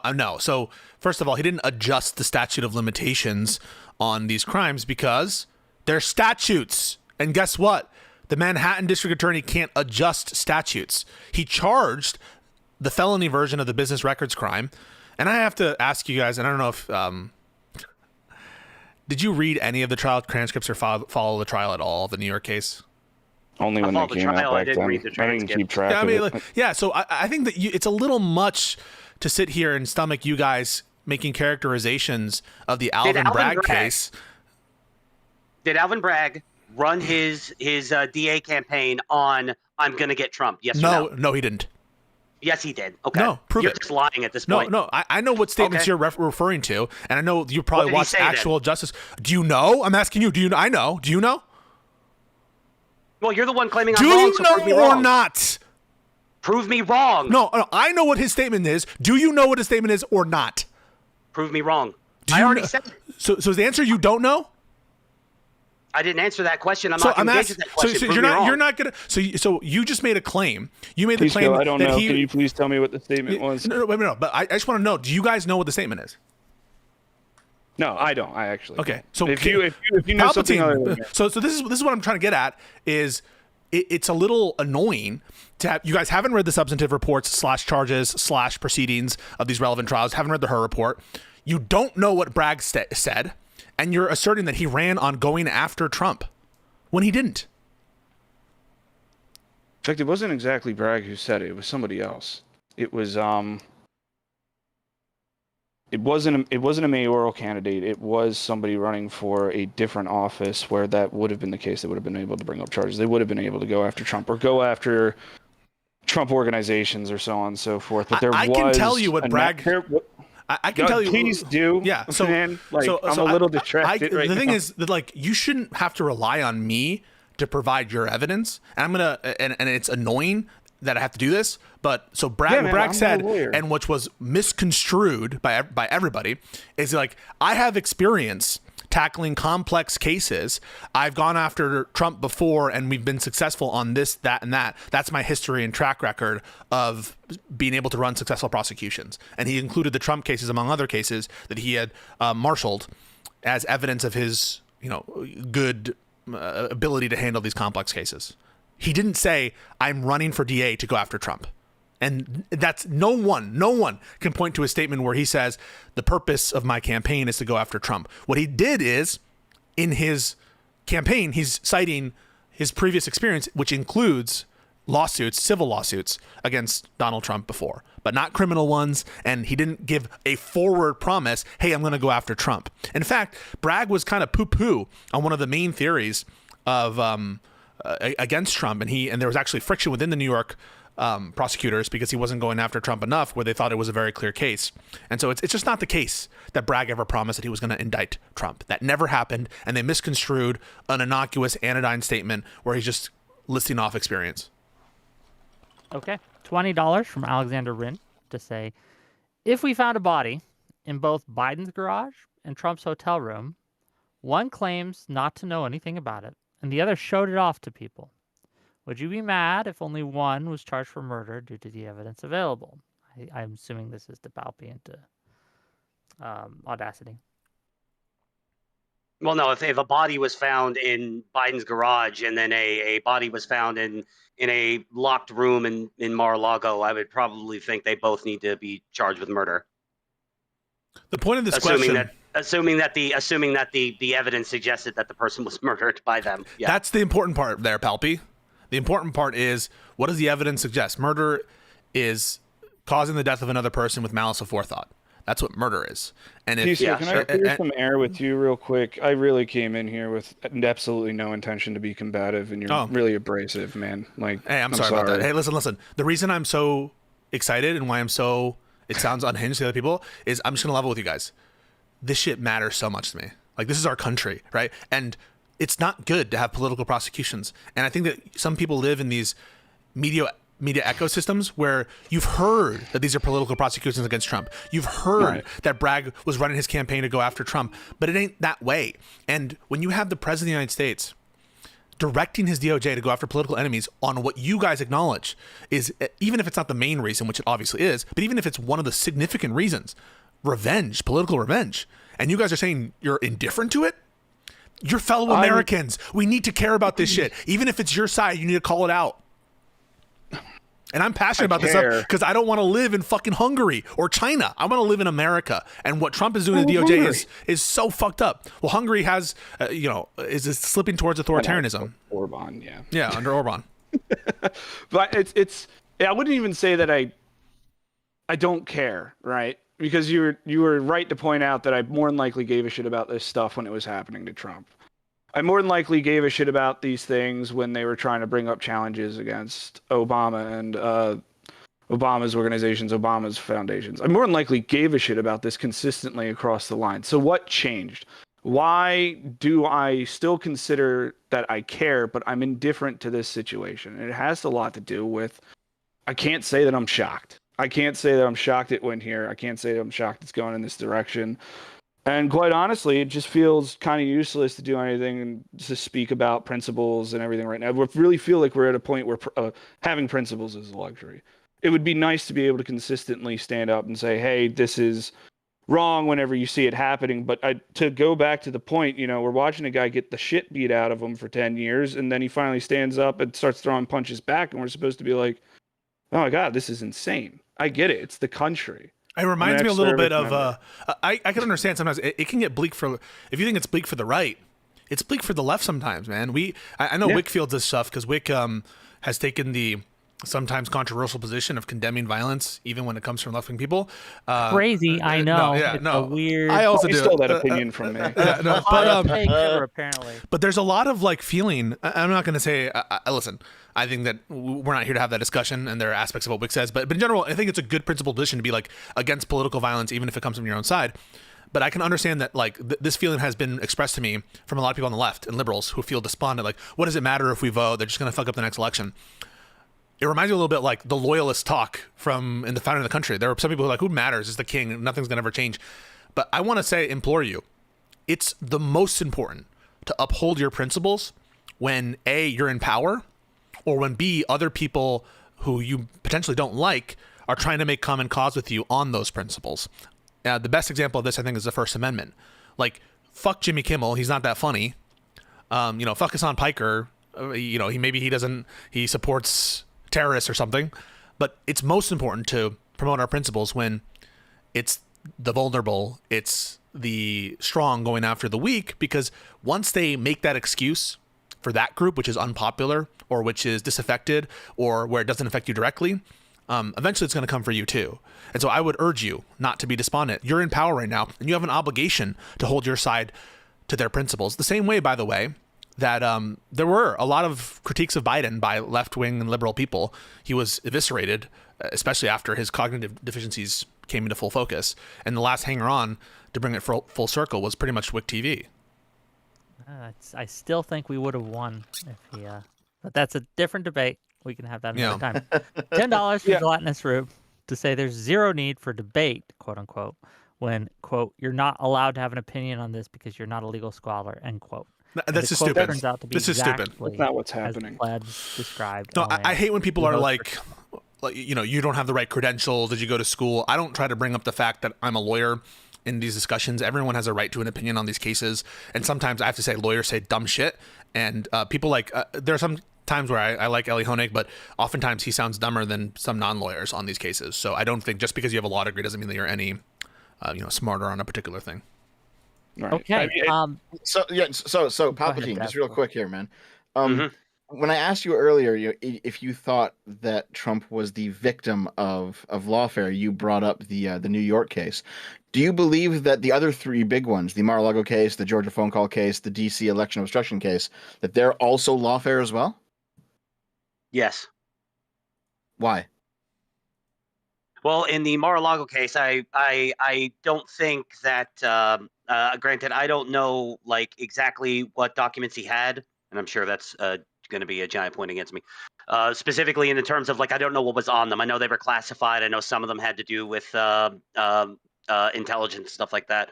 And that there's the audio clip of him waving a piece of paper around and saying, "I'm not supposed to have this." Now, in that audio clip, it's not like he's holding it up for a person to read and showing them exactly what's on it. You hear him wave the paper around saying, "I'm not supposed to have this." Everybody has a chuckle and then they move on.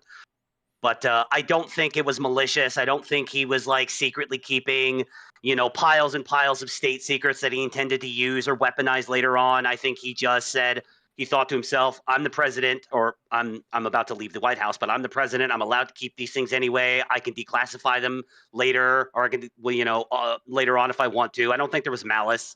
Like, I don't think there was any intended weaponization. What about after this? So, okay, you can make that argument, and I'm actually sympathetic to that argument subjectively for Trump, because he thinks that he can do whatever he wants, and one of the standards here is willfulness. But what about after he's subpoenaed?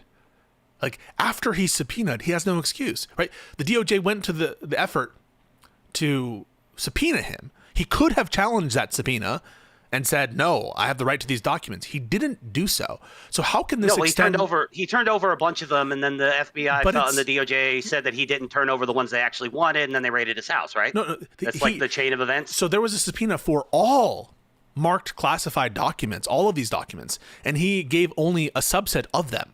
Isn't that a malicious mindset? I mean, that you don't, that the fact that you're giving them over, as opposed to challenging. When did we determine that there was only a subset? Sorry to cut you off. When did we determine that it was only a subset? Was after the raid happened and they found more documents, or they actually had on file listings of what he was holding? So it was after Trump had signed on to a document or authorized the signature of his lawyer that he had given over everything, after agents visited Mar-a-Lago and took a bunch of boxes of documents from that room. After that, they had information that there was more documents there. Either it was a CI or something like that, but they got information that they saw like cover sheets and they were like, "Yeah, oh boy." And maybe it was the fact that they like were able to know which documents were missing, and in conjunction with the NARA or something. But whatever. Yeah, typically under release, when you're dealing with original classification authority, when you're dealing with subsequent classification authority like that, anybody that essentially, I mean, I believe still to the standard today that the president is still the only person by word of mouth only and without witness can declassify a document. However, it requires that they actually be sitting in the chair first, so you can't be caught with classified information afterwards. But I declassified it. It's like, that doesn't work that way. But every other record, whenever something is released, classification is changed or change of custody is changed, there's a record of what it was, where it went, and who it went to, and for what purpose.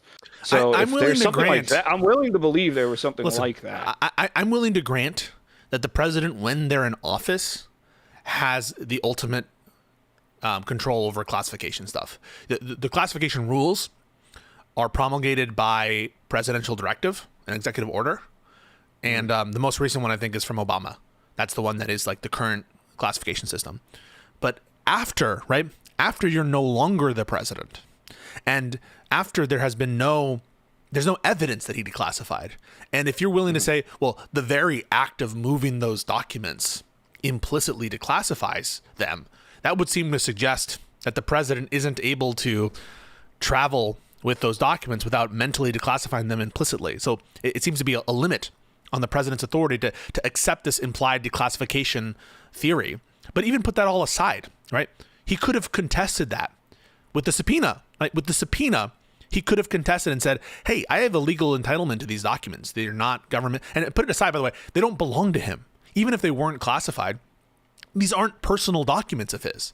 These are documents that belong to the United States government and to the people of the United States, right? They're not his documents. They don't belong to him. They belong to our posterity. They belong to the government. After he's subpoenaed, there can be no basis to suggest that he has this innocent mindset. And you guys aren't seriously going to argue this. Come on. No, but he's not the only president who left office and kept classified material.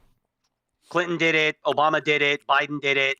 We know for a fact Biden did it. You keep going back to this, which is, yes, there have been, and not just them, right? Mike Pence. We have other insiders, in addition, like Joe Biden, Hillary Clinton, Trump as well. But yes, I would absolutely accept that all of these people had their own issues with classified documents. That doesn't make the cases the same. And I thought you acknowledged that before. That there's a whole thing called the elements of a crime. And whether there's sufficient evidence for a crime relates not only to whether you find classified documents there, but to other things as well. And so when you keep going back to, well, Biden had documents, well, Pence had documents, well, Clinton had documents, you're just not addressing the other needed elements of the case, which for former presidents and former vice presidents, you pretty much have to rely on willfulness. And there just isn't great evidence, I think, there's a lot of strong evidence that Trump was willful, especially after the subpoena, that he knew he wasn't authorized to have those documents. Otherwise, why wouldn't he have contested the subpoena? Otherwise, why would he give over any documents, right? Even giving over any document seems to be submitting to an authority. No, I'll finish up and then Hey, I want to give you something to reset. Go ahead. I don't think he knew he could challenge that shit. I don't think his lawyers knew he couldn't challenge that shit. No, either, they right? did. Of course they did. No, he's challenged subpoenas. So? He's challenged subpoenas before. Come on, guys. He challenged the Cyrus Vance Jr. subpoena. He challenged the congressional subpoena into his taxes. It is absurd. I think it might have been the one genuine moment he was like, oh, why shit, are I'm you caught. doing this? You have no basis to believe that Trump subjectively thought he was prevented from challenging the subpoena. Guys, he challenged the search warrant. That's what the Dev brought this up before, that Lindsay Halligan, what's her previous involvement with Trump? She sued to involve herself and interfere in the execution of a search warrant, and Eileen Cannon, to her disgrace, provided subject matter jurisdiction until she was slapped down by the 11th Circuit. And so you just had no basis to suggest that Trump thought he was unable to challenge the sufficiency of the subpoena, and it's absurd. You just made that up, and it flies in the face of... Yes, but why'd you say that? Why did you say that? Because, hey, it's fucking ridiculous, right? And he's a ridiculous guy, so I wouldn't doubt it, right? You were trying to find some way to exonerate him, but the weight of the evidence here. No, I'm not trying to exonerate him. Why would you say it?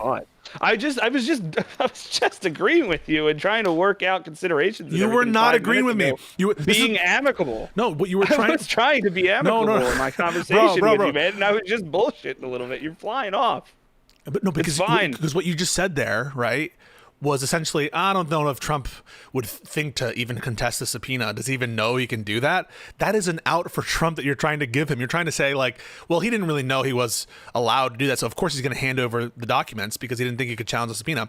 But even if that were true, and let's say even granted you that, because that is a defense of Trump, why would he give over only some of the documents and not all of them? If he thought that he couldn't contest the subpoena, why did he not comply with the subpoena?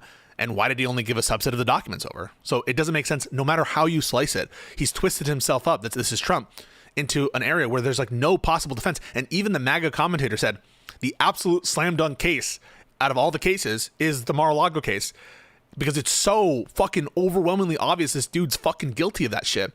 And it's like those flat earthers, right? Do you ever watch those flat earth debates where they can have their they can have like individual explanations for certain phenomenon, and they could say, well, the refraction doesn't explain this, and so this is more explainable by a flat plane, but they can't have a model that works together where all the different observations match. And so, yeah, Trump can say mental declassification, but that provides other problems for him and difficulties for him. Trump can say... let me ask this, perhaps maybe get us on a track that we can actually have some substantive disagreements here.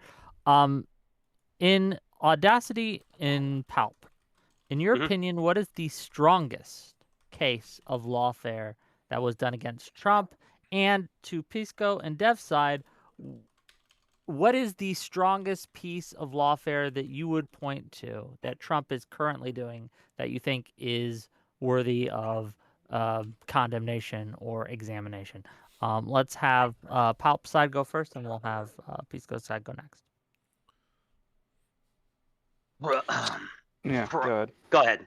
No, go ahead. Strongest one, your best Yeah, one, I'm your fucking- nuclear bomb. Okay. So the whole case regarding his impropriety for loans and repayments and business statements and whatnot, that I think that would be the strongest case of lawfare, because there was a bunch of testimony in defense of Trump that everything was above board from his business partners, from the people he would go do business with. However, in terms of classifying it as lawfare, it's difficult because lawfare comes with the implicit intent of a political objective or some kind of vindictive goal. Whereas this could have just been something that was done in earnest by the prosecution leading that case to get Trump on something. Now that comes with all of the contention during Trump's first term, how much people hated the man, that motivation could have been spurred by him being a president, being an asshole, for them to be motivated to then bring up these cases. There's no guarantee that had he been president or not been president, this stuff ever would have come about, but that is crystal ball shit. So to respond to that, you're talking about the Letitia James civil fraud case that was brought? Yeah. I'll just ask the question: Have you read Judge Engoron's opinion on it, or the appellate division's opinion affirming the finding of civil fraud? It's not. I'll just say no because I don't remember anything. It was all such in the time of reading it, right? I don't hold on to that information. I'm sorry. That's like, have you ever read those opinions? I find it puzzling because, well, the appellate division one just came out, so okay, let's just put that aside. Like, I just find it like, if this were really a case of lawfare, I think that people on the MAGA side would take the time, right, to steep themselves, maybe, if there was a genuine good faith feeling of lawfare, steep themselves in the facts and legal theories, or at least some, because basically what you said is, well, there's some evidence that some of his business partners were ultimately fine with some of the loans that were provided. But that's not denied, and that doesn't make something lawfare. Just because there's some, testimony as to that the loans, they probably they're okay with the loans and it turned out okay, that doesn't mean that he didn't commit civil fraud. And New York, I touched on that though. Yeah. I said it would be difficult to classify it as lawfare because we can't establish that there was an actual political or objective. But Wick asked you for the strongest case of lawfare, That's the strongest. and what you said was a case where we can't establish it's lawfare. So if the strongest case of lawfare is one in which we can't establish it's lawfare, it seems like that's a little fucked in terms of where your position is in this debate. You can't establish it. You can't wrap it in the verbatim definition of lawfare, but you can't also say that these people weren't motivated to go after Trump on whatever they could consider or whatever they could build as legitimate legal cases. They were better at it. They were better at bringing cases against Trump. We can only say as opinion it was lawfare. We can't actually contest any definitive definition that it was. Okay, if you're acknowledging that you can't establish that this is lawfare under your vision of what lawfare is, and that's the strongest case of lawfare, then I think that you're acknowledging that we can't establish that there was lawfare against Trump. I think that that's a logical entailment of what you just said.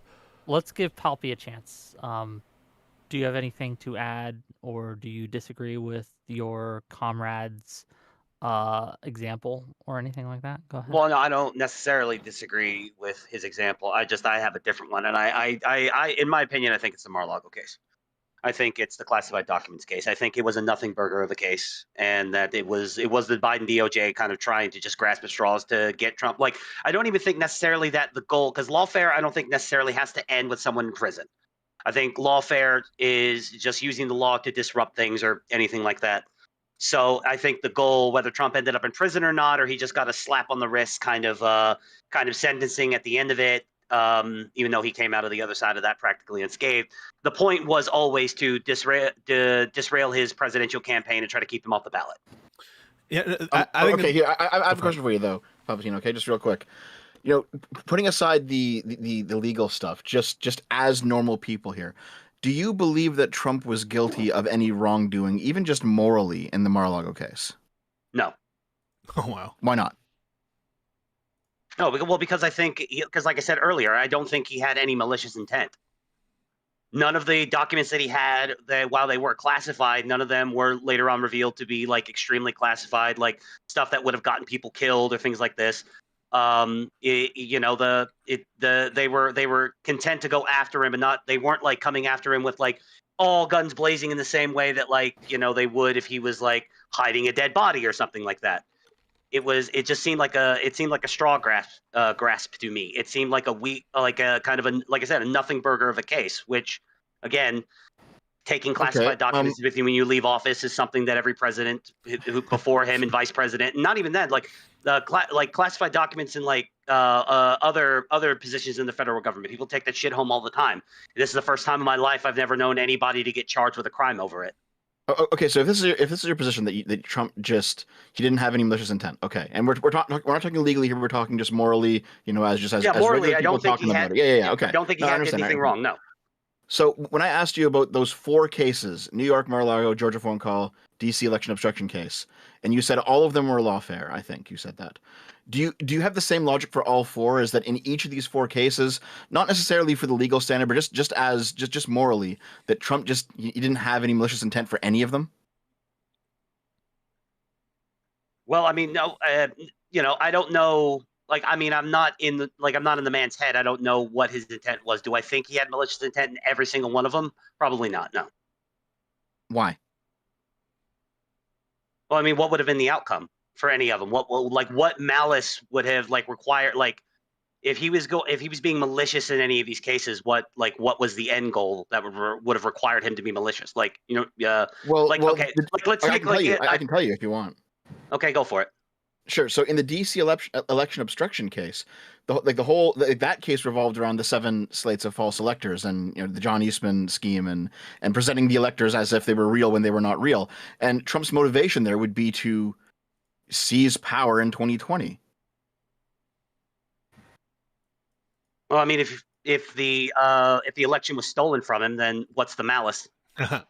Oh, so that's it? But so it wasn't stolen from him, though. It was stolen from him. Oh, okay. Yeah. I mean, I don't want to get into this here because I don't think it's necessary. Like, because I don't want, like, you know, the whole was 2020 stolen or not. I just don't like. It's a rabbit hole that we've already gone like way off the prompt anyway. But like, no, yes. If you're asking me what do I think, I think 2020 was stolen. Yes.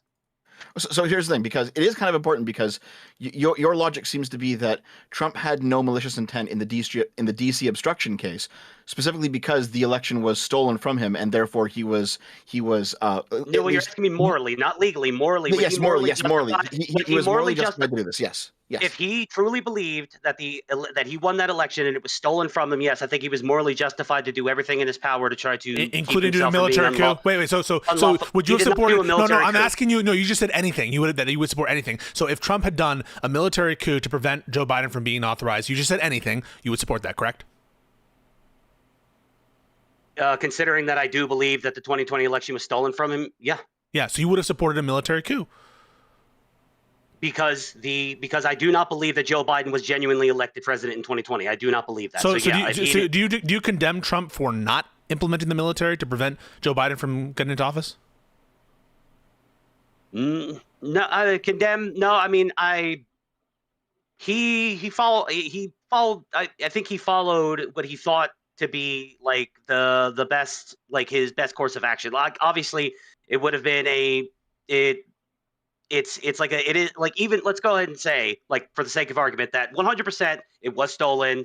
Everything he heard, Sharpie Gate, everything that happened in Georgia with the covering of the windows and just everything, every single crazy kooky, the Kraken, all of it was true. It's still a bad, like, kind of optical thing to use the military. And the one thing Trump wants more. You said he should have done it, but you said he should have done it. Hold on. Let me finish. Yeah, let me finish. But just real quick, it's bad optics to use the military. Sorry, go.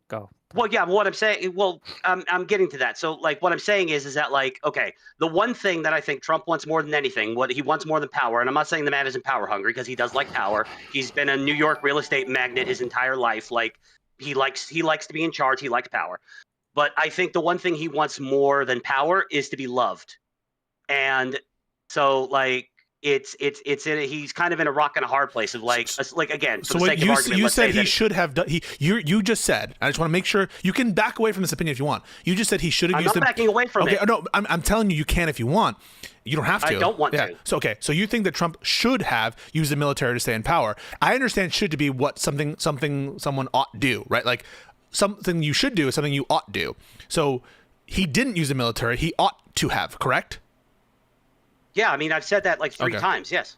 Okay. I think that, look, I do believe that the 2020 election was stolen from Donald Trump, and he should have used every available tool in order to get to the bottom of that theft. And if at the end of that it was revealed that no, I actually did lose, then okay, fine. Then at that point it's like, okay, fine, well, whatever, we lost, and it came out later, and well, I'll eat the crow on that. Including arresting senators and congressmen to prevent them from certifying Joe Biden, correct? You would support that? That is, yeah, sure, why not?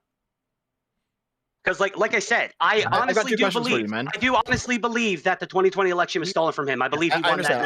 I understand. Go ahead, I've got Ben. two questions for you, okay? I've got two I questions. do think I think a coup was committed against him, and it would have been acceptable for him to use the military to stop that coup. Okay, I got two questions for you, okay? Firstly, you just said that you believe that Donald Trump wants to be loved above all else, right? Yeah, I do think he wants to be loved more. Like he wants power and love, but I think if you asked him, or if you could get inside his mind, which one does he like more? I think he likes love more than power. Right, okay. When we were talking about the Mar-a-Lago case, you said that you can't get into Trump's head and divine his motivations. How are you doing it here? No, I'm not divining his motivations. I'm just kind of speculating.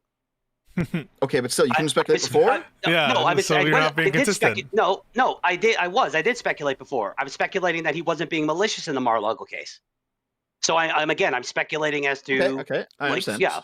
So yeah, I don't think I'm being inconsistent. So epistemically, you're on the same ground as all the Democrats who were reading the minds of Trump, right? Under your theory, right? In terms of what you know, you're saying he wasn't malicious.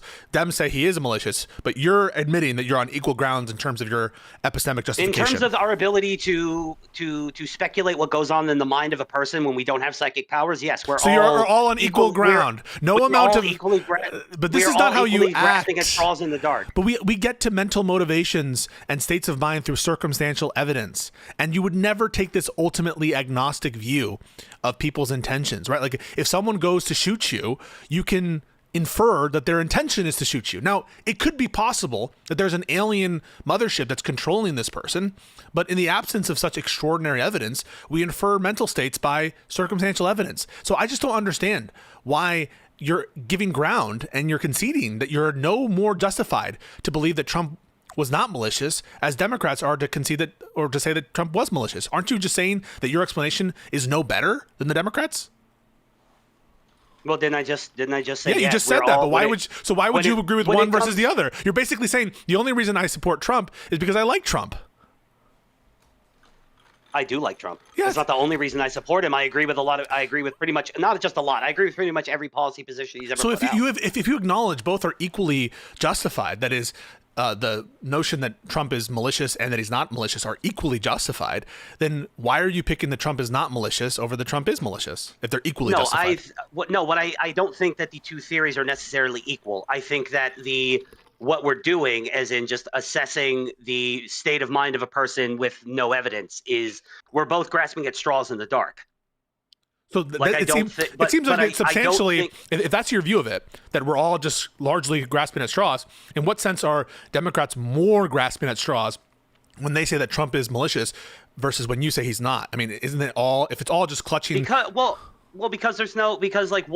other than the Comey thing so far in the 8-9 months 10 months he's been president now, he's been back in office, like what truly malicious thing has he done to attack well, you're just anybody gonna say, on the left? Well, I'm going to give examples, and I do have examples, so don't push me on it because I will bring them. But you're just going to say, well, I asked the question, I want the answer, so go for it. I understand, but I just want to make sure, if I bring up an example, are you going to say, well, you're just trying to read his mind? Well, no, fine. Just give me the examples. Like, yeah. what's a really clear case is the Eric Adams. They dropped that prosecution. Mayor Adams, a corrupt Democratic politician, was taking bribes from the country of Turkey. He was doing so to steal funds, in addition to other corrupt purposes, to get like expensive, lavish gifts, and also to steal funds from New York City. This was a case brought by conservative prosecutors in the Southern District of New York.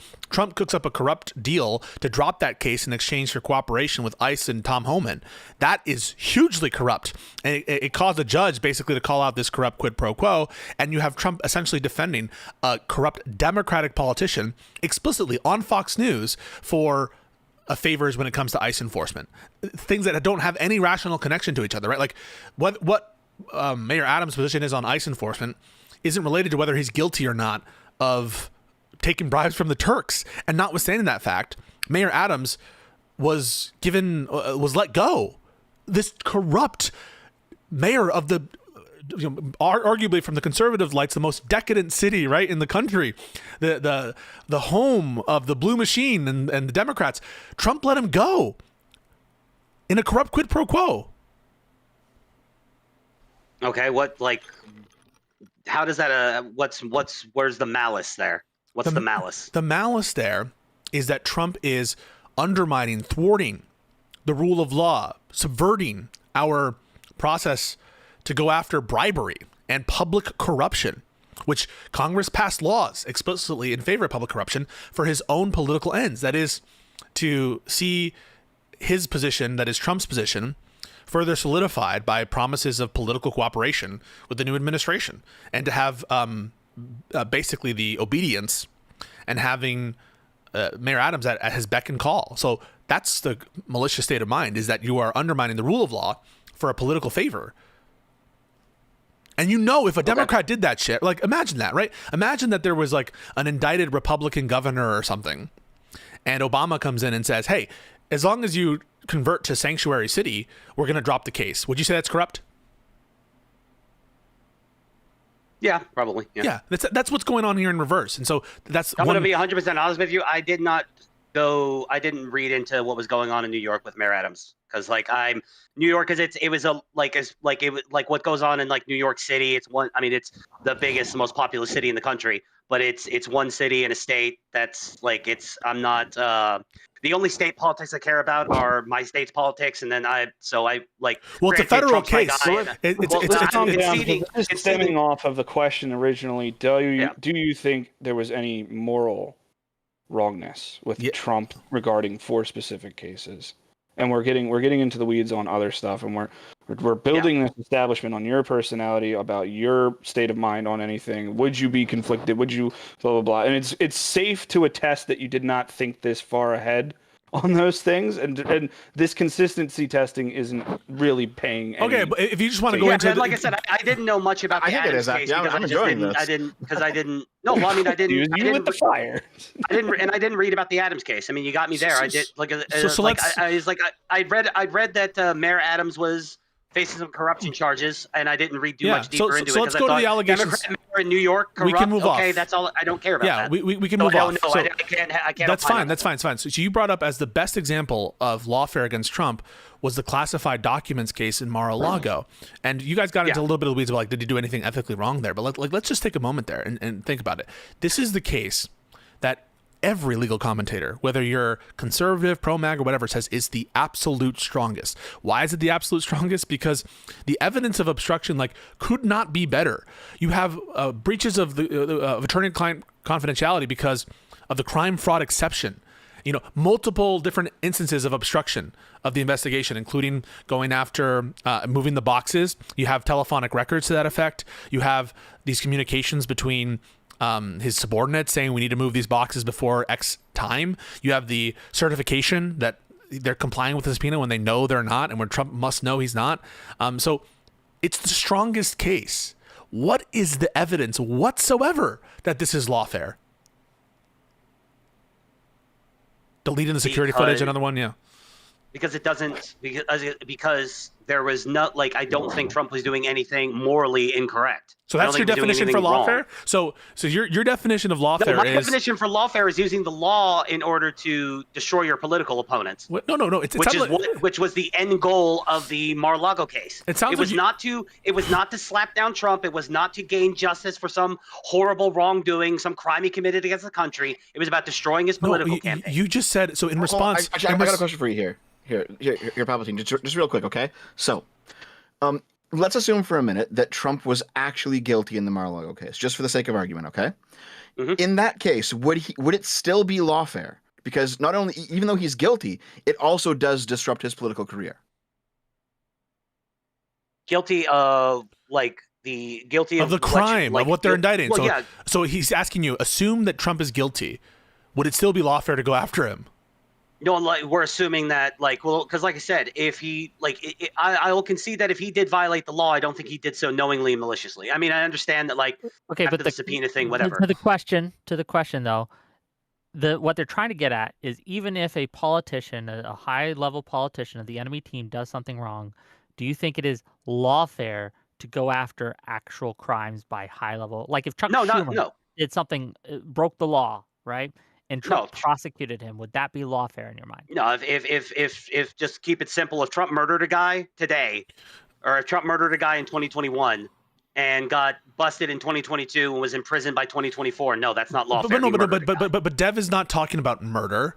He's talking about the classified documents and national I've already said I don't think he broke any laws. So no, but the question is, assume he did. Assume he did. Assume he did. If it's a conditional, it's a conditional statement. If he broke the law, would it be lawfare? No, probably not. Okay, so the reason why people don't think it's lawfare is because the evidence of his guilt is overwhelming in that case. Overwhelming. He absolutely knew he had those documents. He was ordering his minions to move them around so that the FBI would not get them and he wouldn't comply with the subpoena. He knew he wasn't authorized because he had the subpoena, because he said he wasn't allowed to have those documents. And he knew that his conspirators were deleting footage. They were talking amongst themselves about what the boss wants. That is, the boss wanted those documents to be saved, even though he had no legal right to have them. And every legal commentator, including MAGA people, said this was his weakest case. He only had a legal right. He stopped having a legal right to have those documents after he was subpoenaed to give them up. When he took them, he was legally allowed to have them. No, he wasn't. It's just about whether he was willful when he took them. Every single time classified documents were taken by a former president, they broke the law, right? Yeah. That is, yes, but it doesn't mean necessarily that they're guilty of a crime. You understand the difference? Honestly, no. Okay, so I don't materially I'll think tell that you. there is I'll a tell you difference. why. So there is a difference. Breaking the law doesn't mean committing a crime. A crime is defined oftentimes, usually, almost exclusively by statute, and it has specific criminal elements. But not everything that is illegal is a violation of a crime. Do you agree or do you disagree? No. Walk me through that again. Okay, so let me give you an example. I got a little lost there on the way. So it could be illegal for Trump to take out those documents and bring them to Mar-a-Lago and to retain them there after he's president, to retain the documents. I think when he brings them during his presidency, he's probably authorized to do that. I would agree with you there. But to retain them after he is the president, almost certainly illegal. But that doesn't mean it's a crime. Because in order for it to be a crime, it needs to meet some criminal elements. And I would agree, probably, at that point, you wouldn't have enough for willfulness. So that's why the evidence of his obstruction is so damaging for Trump, is because after there's a subpoena, there's a lot of evidence of willfulness there. And so just because it's illegal for him to retain the documents, and just because it was illegal for Hillary Clinton to have classified documents on a private server outside the State Department, doesn't mean that she committed a crime. And this is the problem that I have. It's rules for thee and not for me. It's okay when my guys do it, but when Trump does it, it's bad. No. You're not understanding me. Do you acknowledge? No, I do understand. No, you don't. You don't understand what I just said. No, what I just said was. I do understand what you're just saying. No. I'm saying I don't agree. Okay, so you think every breaking the law is always a crime? Is that what your position is? That breaking the law is always a crime? My position is. Just answer the question, and you can explain. Is it your position, yes or no, or I don't know, that breaking the law is always a crime? No, not always, because sometimes you break the law by mistake. Sometimes you trespass. You trespass on private property when you're hiking and you didn't know. Yeah. Sometimes, for example, defamation is not always a crime. Like defamation is not protected speech, but oftentimes it's like a civil suit for defamation, and you're breaking the law by defaming someone's character, but it's not a crime. So the notion of criminality isn't coextensive with breaking the law. And so I acknowledge that it was certainly against the law for Joe Biden to retain those diaries of his, but it didn't mean that he committed a crime when he did it. Well, to get down to the brass tacks of the thing is so if we're all agreeing that keeping classified documents after leaving office is a crime, but the difference here is that Trump did it knowingly, right? No. We're not agreeing on that. We're not agreeing No, on but this. except you did. A second ago, No, I I asked didn't. you. I'm is it trying to a be very no, hold specific. On, hold on. No, hold on. I asked you a minute ago. I said every time a former president leaves office, takes classified documents with him, that's against the law. You said yes. No, sorry, I said against the law. I didn't say a crime. You just said a crime. I'm being careful Okay, with my language. I'm sorry, You're not. I apologize. Yeah. I am using crime and against the law interchangeably. So Correct. let me try to clean it up a little bit. I don't think. Okay, the reason why I think it's lawfare, just to get back to the core of the question is you want to be done with that? So we just did an entire thing. You just want to move off it before we've resolved it. So well, no, I'm still on the same topic. I'm just trying to reorganize my thoughts by trying to get back to the brass tacks, and then we can explain. It sounds like you're dodging this line of inquiry because you know I'm it's not where trying it's to leading. dodge this line of inquiry. Just to interject, it feels like a considerable your amount of question. charities being given to the Democrat side on this. I mean, it's you're trying to establish essentially a mens rea on this, right? You're trying to say that there are circumstances involved when it comes to charging someone with a crime or stating that a crime was committed, that it's not actually a criminal activity. You can walk out of the store with a candy bar in your pocket, forgetting that you put it there, but it can't be established that you did it purposefully if you are earnestly making the point you didn't steal it. There's something sorry to address you. Yeah, I think that one of the problems in trying to make a symmetry between the Biden case and the Trump case is differences in mental state, specifically willfulness. Yeah, and you would base a lot of that off of the Her report, which you guys haven't read. Yes, because that's the basis of facts for the Biden investigation. So yeah, how I've could got you it pulled up? I'm going to read it when we're done here. Okay, but like the thing is, how do you even begin to try to draw a disanalogy or try to say that there's a similarity or a symmetry when you haven't read it, right? Like how could you possibly say that you know enough to say these cases are materially similar if you haven't read the source documents? You get me? I mean, the greatest... No, can you address what I just said? Yeah, but I'm going to say what I want to say. The greatest point in that Her report, the greatest report in those reports about Biden, what is protecting him from having the mental state of it was that he was not mentally capable. That's not true. Of understanding. So look at what you just did, right? This is insanity. So wait. Let me just carry. So you just wait. I just want to be very clear about what you just did. It is so insane what you just did. It is one of the craziest things we've ever said. You just said that you haven't read the Her report, and you just tried to say what the most important piece of evidence in the Her report was. So you're trying to characterize the Her report, even though you just admitted you haven't read it. So how could you possibly come to the conclusion that Biden's mental state was the strongest piece of evidence in the Her report against charging him when you haven't read it? I don't believe I'm the one that ever said I didn't read it. I've said I haven't read other things, or I've had read other things and didn't remember them. I do remember elements of the Her report. I do remember that. Yeah, and I had to. I read it. I read specific sections of what was referenced in breakdowns from possibly even tweets going into it, and from the actual report in other documents. And like there was that whole time frame where they were reading, where there was an actual oral testimony of the Her report, and certain things were being called out, and I had to go read it for myself. It was like, what did he actually write down? This is you, by the way. You're like, yeah, I definitely read the Her report and reports. I didn't read the Her report. I just read news about the case. Dude, come on, you didn't read this shit. And if you read it, you didn't understand it. And if you read it, you didn't understand it. Okay. No, he literally said I didn't read the Her report. I read reports on the Her report. Okay, I didn't read reports on the Her report. I went to specific. Okay, my bad. Sorry, I misunderstood you then. My bad. I apologize. Certain things that were being said. The reason I remember the mental state comment is because that jumped out. That was like, what exactly is the surrounding wording on that? So given that you read the Her reports, do you recall what the classified documents at issue were? No. I mean, isn't that... I know where they were stored. That's all over the Her report. How could you have read it and not taken away the bare topics of these documents? That's just a test to see if you read it. Because it's not something I'm going to hold on to as time goes on. I'm sorry. Hold on. One more question for Pisco's and Dev's side before we get to closings. It's been a rough one, gang. In your opinion, what is the strongest case of lawfare that Trump is currently, or maybe in the past, performed that you find the most egregious, the one we should be most up in arms about, the one that is most damaging to Trump or to Trump's being seen as someone who doesn't engage in lawfare. Go ahead. I would say the before this, it was, in my opinion, probably the Mayor Adams deal.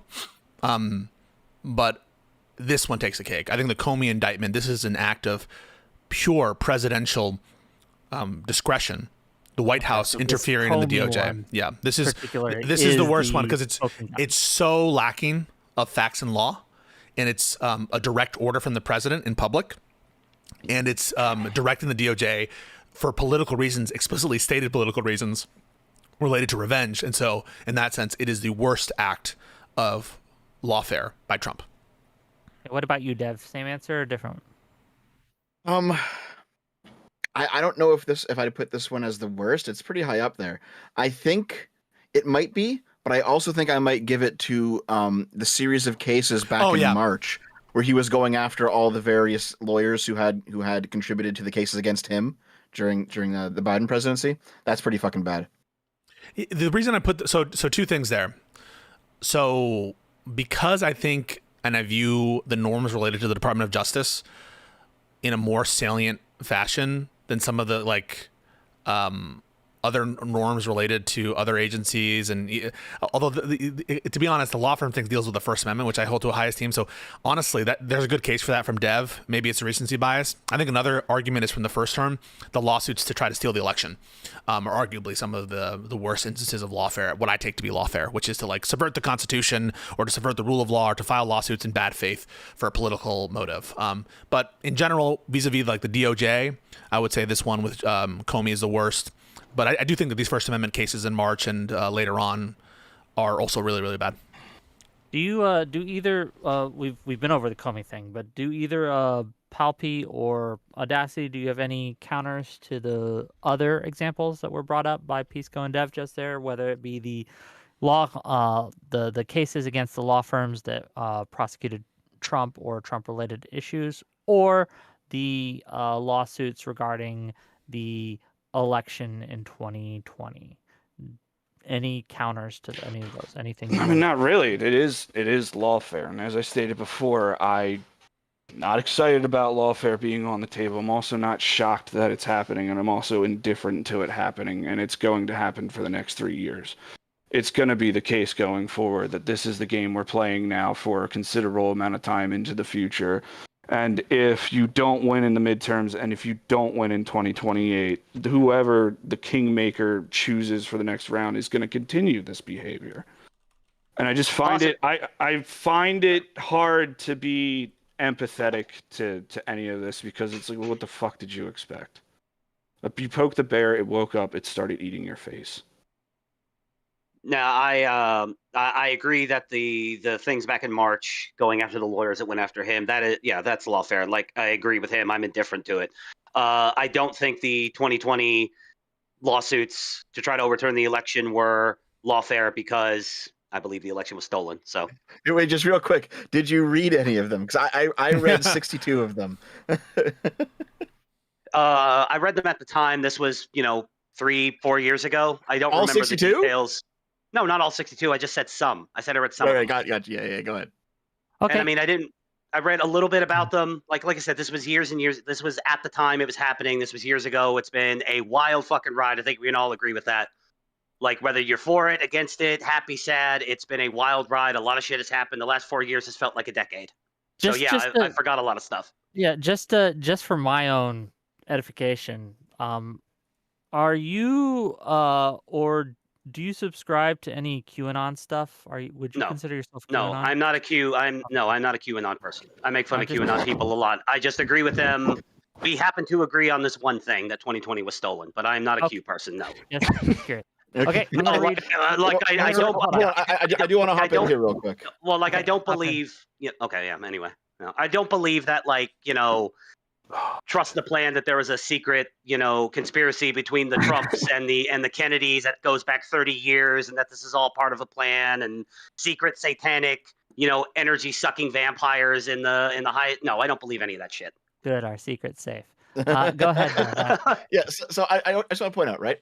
The actual point of this debate was about the Comey indictment and whether it was lawfare or justice. And I know, so Audacity, I think you had a critique that we got derailed for most of it, and fair enough, right? But the reason we got derailed is because ultimately you guys admitted that it was lawfare and you were indifferent to it. And you were indifferent to it because both of you seem to believe that the Democrats committed lawfare first. However, we just now talked about democratic lawfare for like an hour and a half, and we brought up a whole bunch of evidence on the other side of that position. Is there any equivalent evidence that you guys can bring up on the other side of the Comey position? Because we have a ton of it to show that it wasn't actually lawfare. My because I started this off wrong, my evidence has been dismissed by Judge Pisco. I'm not allowed to claim the public testimony and all of the conflicting statements that were used to bring the indictment not if you can't forward. point to them. Not if you can't point to them, right? Like, you're just saying, oh, conflicting statements, this or that. But what conflicting statement? Have you thought about that? Like, what statement are you saying is conflicting? I'm totally saying the record is. I'm asking you for the evidence. You said there's no good evidence available, and then maybe they have some that was given to the grand jury, but you haven't pointed to a conflicting statement. Sorry if I'm not terribly specific on this, but you have all of the testimony Comey's providing in front of Congress stating that he either did not authorize or was unaware of any authorization of information during probes or so on and so forth being leaked to the press. Yes. Time goes on. Eventually, you get an original statement from McCabe saying, I'm not aware, so on and so forth, and also that I didn't need Comey's authorization to get this information to media. We have DOJ policy in place that allows us to make connections or allows us to provide information to media. You then McCabe says he did leak. Right, McCabe says he leaked. That's one thing, and there was a whole IG situation with him and a report that came out against McCabe. But you fast forward to current events, and you have McCabe but giving a media interview where he's said he was talking, like Comey was aware, essentially. It was a little wink, wink, nudge, nudge. Like, I didn't need his authorization, but he was aware that I was doing it. No. McCabe says that he told Comey on the 31st of October. The article was published on October 30th. So at no point did McCabe allege that Comey gave authorization. That's why McCabe says he wouldn't have sought authorization from Comey because he doesn't need to. Because he didn't. There's no evidence he did. Right. And the whole thing, all the congressional hearings, all the testimony, all of Comey's arguments, the things he was asked was, did you authorize or were you aware of authorization or aware of intents to leak information to the media? Yeah, and I'm asking for you I'm asking you what the evidence is, because you were asked a question. Basically, we're providing all this evidence to substantiate and to justify the cases against Trump. Do you have anything similar? That was what Dev asked you on the Comey case. And you're like, well, we have all this like evidence, bro. But I'm like, what evidence? Yes, I know what Comey said. I know what McCabe said. They're not in conflict, at least with respect to the claim at issue here. And I'm not aware of the other inconsistencies that you're pointing to. So what actually is the evidence of the crime here? If I could get a minute to look it up, I can tell you. No. As you sit here, are you aware of it? Yeah, I am aware of it. Okay. I am aware of it that he was in a media interview where he alluded to Comey being aware of his or others' attempts to get information out after to the media. on October 31st, but that's not authorization. That's knowing about it after. I'm gonna read these super chats while he looks up the specifics. Give him a moment to do that. Once he does that, and we'll finish this up. We'll go into closings and we'll close it out. $5 from Cameraman 502. Since it's just MAGA getting bodied and can't be bothered to read, anyone have thoughts on the psycho alpinist? Pisco, what watch do you wear? Do you rock in court? Yeah, so unfortunately, I have an Apple Watch. I need to move away from it though, because even with like the nice band, they kind of look janky. So I'm actually I'm in the market for a watch. $5 from Alexander Wynn. Pisco, Is there any proof that Trump knew there were more that he did not? There were more documents that he did not turn over Yes. in the murder. Yeah. So there absolutely was proof that Trump was aware of other documents, namely the fact that he was authorizing and asking his lawyers whether they had to turn them all over. The fact that he told his Oliver. I forget his last name, but one of his adjutants, one of his body men, he told him to move boxes. And that's what Carlos de Oliveira, and I think it's called Carlos de Oliveira, one of these guys, the IT guy, he said that Trump said, move those boxes, and that he picked out those boxes. And so there is evidence that Trump was aware and that he was directing which boxes to move. And so, yes, there's evidence of knowledge. Absolutely. $10 from the pleb. I take back my good faith question to Palp earlier. Clearly, his name gives away his opinion that he is in favor of an evil authoritarian dictator, usurping democracy and turning the U.S. into the empire. Thank you for the $10. No, but okay. Okay. I'm just not even going to refute that. Okay, I'll just let that one slide. Okay. $20 from Zonia. Dev wants us to super chat about communist subversion so that he can bonk Pisco about it.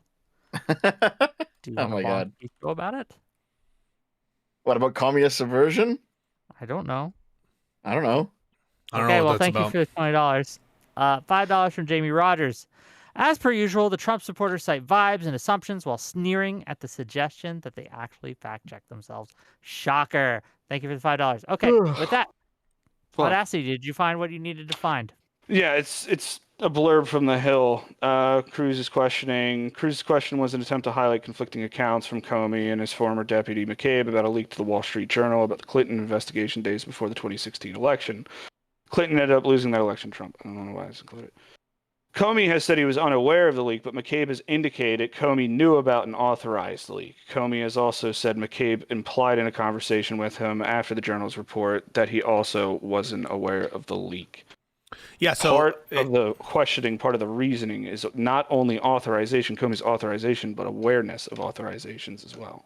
Yeah, so it's so funny you bring up Ted Cruz. Ted Cruz is the question given in 2020 where James Comey is standing by his previous testimony. They didn't authorize an anonymous leak on the Clinton Foundation thing.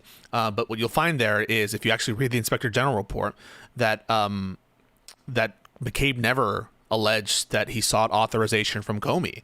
And, Right. and so it's just like Ted Cruz is perhaps fishing, but even Ted Cruz separately sent a letter to the DOJ saying that we don't know to what extent Comey authorized the leak or to what extent, it's conflicting with McCabe's testimony or whatever. There is a conflict on what happened afterwards in terms of Comey saying that McCabe didn't suggest that the leak came from him, and McCabe said that he did admit that it came from him.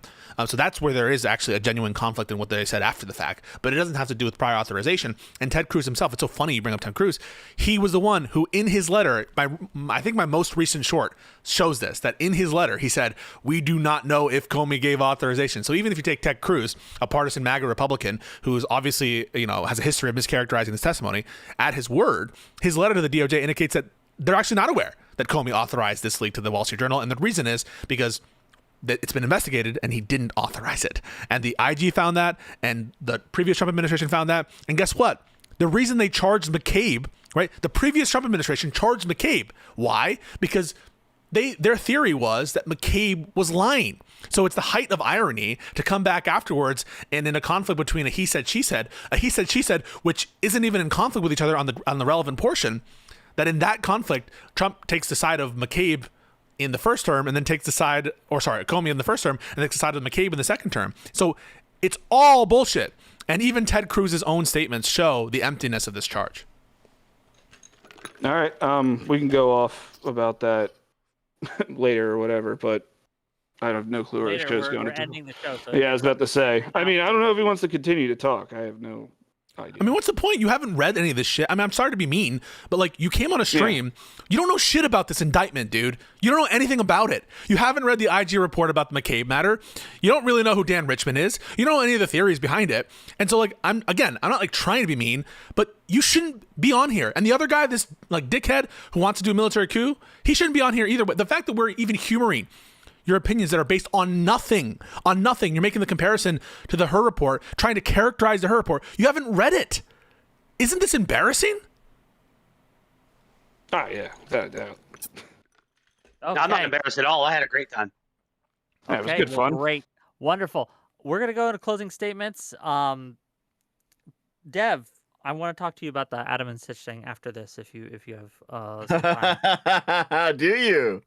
I do. That was a fun fucking time, wasn't it? I do. I have some thoughts, but I want to get through this segment before sure. we transition to that, and they can leave if they want or stay if they want. It's up to them. We're going to start with Audacity closing statements, and we're going to end with Palpatine, and we'll just go around. Go ahead, Audacity. Give us your thoughts. Again, I'm just going to end it with lawfare is bad. We shouldn't be doing it. We can always go chasing the original sin of who started it. Someone could always build a strong justification. Someone obviously, to Pisco's point, more informed than me on this topic. You're absolutely right about that. I did come into this looking to have a conversation. Didn't go as planned. Shit happens. I'm sorry for wasting your time. But I am just indifferent because this is the current political climate we're in. This is going to be how things operate for the foreseeable future, and we are going to have to, honestly, unless another regime gets in and actually makes the changes and actually puts forward the legislation and the order, this is not how we're going to do this anymore. These cards are always going to be on the table, and it's always going to be how things are going to get played. Okay, thank you for being here. I do appreciate you coming on. Yeah, thanks. I've linked to all these guys in my YouTube description, by the way. They have taken time out of their day to give us content, so please give them a follow. Dev, go ahead. Okay, so it's very easy for Republicans to say that Democrats do it and Republicans don't.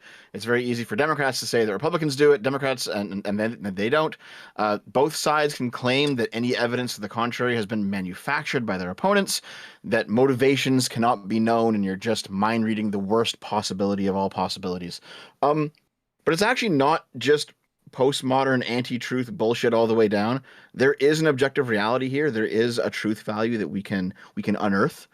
And the honest truth is, guys, I'm sorry, but like the Democrats engage in orders of magnitude less lawfare than the Republicans right now.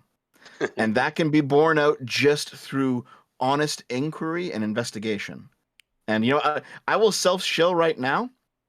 If you have a spare 4 hours and you're a Trump supporter, go watch my January 6th video. It's 4 hours because I put in every single piece of evidence, every single drop. I talked to all my right-wing friends. I gathered up a whole bunch of questions that they had, like, you know, good faith questions about the election, and I answered each and every single one of them with evidence. So if you're open-minded, if you're honest, go give me a click. I would appreciate it. And you know what? After you watch that 4 hours, I guarantee you will have at least a few more questions of your own. Thanks for coming in. Check out that video, gang. Take a little bit of time out of your weekend or something. Go watch that. Pisco, please. Yeah, this debate was sad, man. I mean, it kind of ended in the first minutes where there was one of our interlocutors who said, basically, I'm not here to defend the Comey indictment, and you know, I'm just going to trust potentially that it's possible, I suppose, that there's some secret evidence that none of us are aware of, and then eventually admitted that I'm indifferent now as to whether or not there are political prosecutions going on. Imagine saying that of your country, that you don't care whether or not lawfare persists by your side. That's essentially admitting the worst kinds of accusations that were made of the left and the Democrats is you don't care about it when it's on your side. And you're just accepting that wholesale. Yes, I don't mind political prosecutions. I mean, he goes a step further saying, even if it's the case that my preferred candidate loses in every single election contest in court and before the various state legislatures and before Congress ultimately, I would be okay with a military-style coup to promote a theory that was never substantiated in all these different forums where there was plenty of time and space to air out those forums on the fact and the law.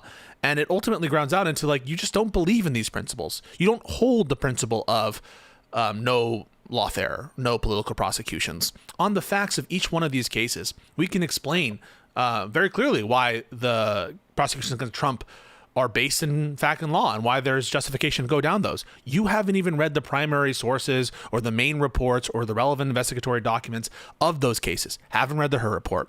Haven't read Ngoran's opinion with respect to the Letitia James decision. Haven't read any of the relevant fact patterns related to the Comey matter. And so why should we take you seriously if you're trying to make these false equivalences between different cases and you haven't read it? And at worst, like, trying to characterize the Her report and what the main piece of evidence was in the Her report and flip-flopping on whether you read it or whether you read reports of the report or read discussions of the report.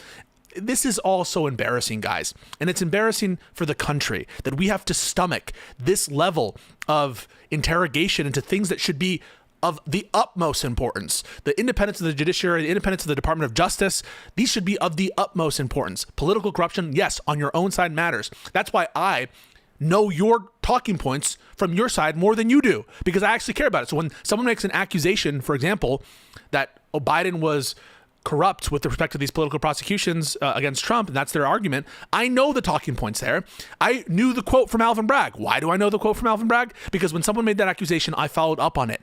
Even though it's your talking point, half the time I'm the one bringing it up because I've actually done the research into this. And I would encourage you and your audiences to do this bare minimum, the scant amount of research into the claims, into the relevant prosecutions, because when you do, you'll notice there is a humongous asymmetry. It is an untenable asymmetry, but that asymmetry exists purely and exclusively with the MAGA corrupt officials currently in charge of the executive branch. Thank you.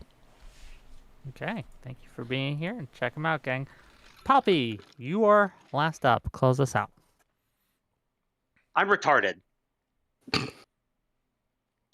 If you never, like, I know none of you guys have ever heard of me, so I'm sure you never watch my show, and that's fine. Like, you know, but check it out, because it's most, like, all I do is I read the news and I opine. And a running joke with me and my co-host since we started the podcast back in 2021 is don't come to us for advice or like these like hardcore super deep dive political takes, because we're just two intoxicated retards. That's what we are. But I was given a prompt. I tried my best a day and a half before this was supposed to start. I did my best to prepare for that prompt. And then we went off into the weeds on everything else tangential to the prompt. And I was frankly unprepared for a lot of it. And I hope my retardation was at least entertaining and you got something out of it. And I'll close with this. Everything that guy just said is bullshit. And with that, I yield the balance of my time. Okay, wonderful. Dev, do you wanna talk about the Adam Sitch stuff? I'm gonna let these other guys go. Hey, We can if you want, sure. I do. It was a fun night. thanks, guys. Much appreciated. Yeah, thanks. See you later, buddy. Holy shit. I don't think I have... That is maybe the most one-sided discussion that I have ever participated in. It was like... I felt bad. But I couldn't let my foot off the gas because of how much this matters to me. But like, Jesus Christ. I think it's telling that the conservative to typical people that they have on don't want to come into this discussion because it's just you can't defend it. It's indefensible. There's no tenable defense of it. But like, God damn, I'm going to make it a priority to clip up that discussion, to push that to the start of the feed, because that is the character of the opposition. When you ground it out, they haven't done the reading. They don't know. And they rely usually on people's ignorance of a factoid here or there. But when you actually know all of their talking points better than they do, it is just a raffle stomp every single time. And this was just like, I think they said all the memes. I'm tired. I'm retarded. I wasn't prepared. I concede. All the work and words of defeated opponents. I mean, it just absolutely disastrous performance. I don't know what to say.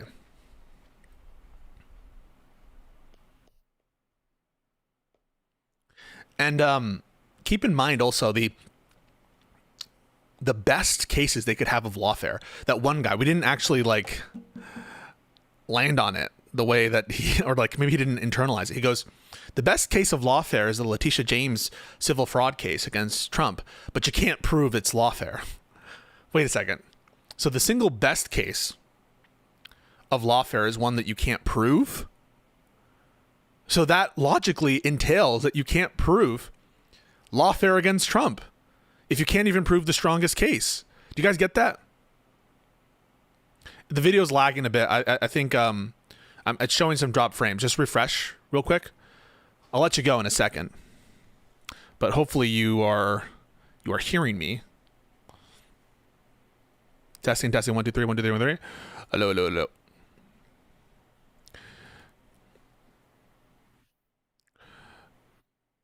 I don't know what's going on. Hopefully you guys can hear me. Anyway, audio still crisp? All right. All right. Well, yeah, I just wanted to say, like, that one guy straight up, like, acknowledged that he couldn't prove any lawfare against Trump. The entailment of his position was you can't even prove the strongest alleged case of lawfare against Trump. And if that's true, I think you're committed to the position that you can't prove any case against Trump of lawfare. To the negative detriment of Trump is what I mean. And that other guy just totally mask off. Yeah, I would support a military coup. Okay. The best thing you can do is just keep him talking. That's the best thing you can do. It's like self-discrediting. Okay, let me look at the clock here. Okay. Well, I think what I'm going to do, folks, I have some stuff I gotta do. I want to please beseech you all, if you haven't subbed to the YouTube channel, do so. It would really make my day. It would really make me super, super duper happy. And I would make me really happy if you would follow me on TikTok or Instagram if you have those. It's at Pisco.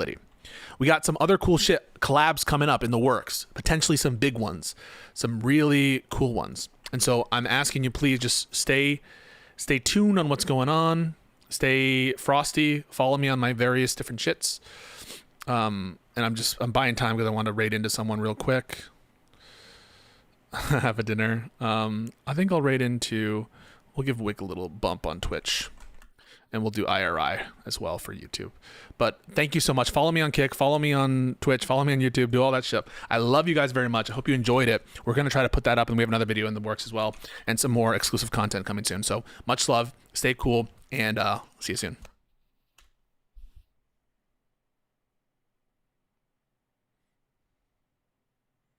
Yeah, go to IRI. On YouTube, it's going to send you there, Tomato. Shout out, Tomato. Love you.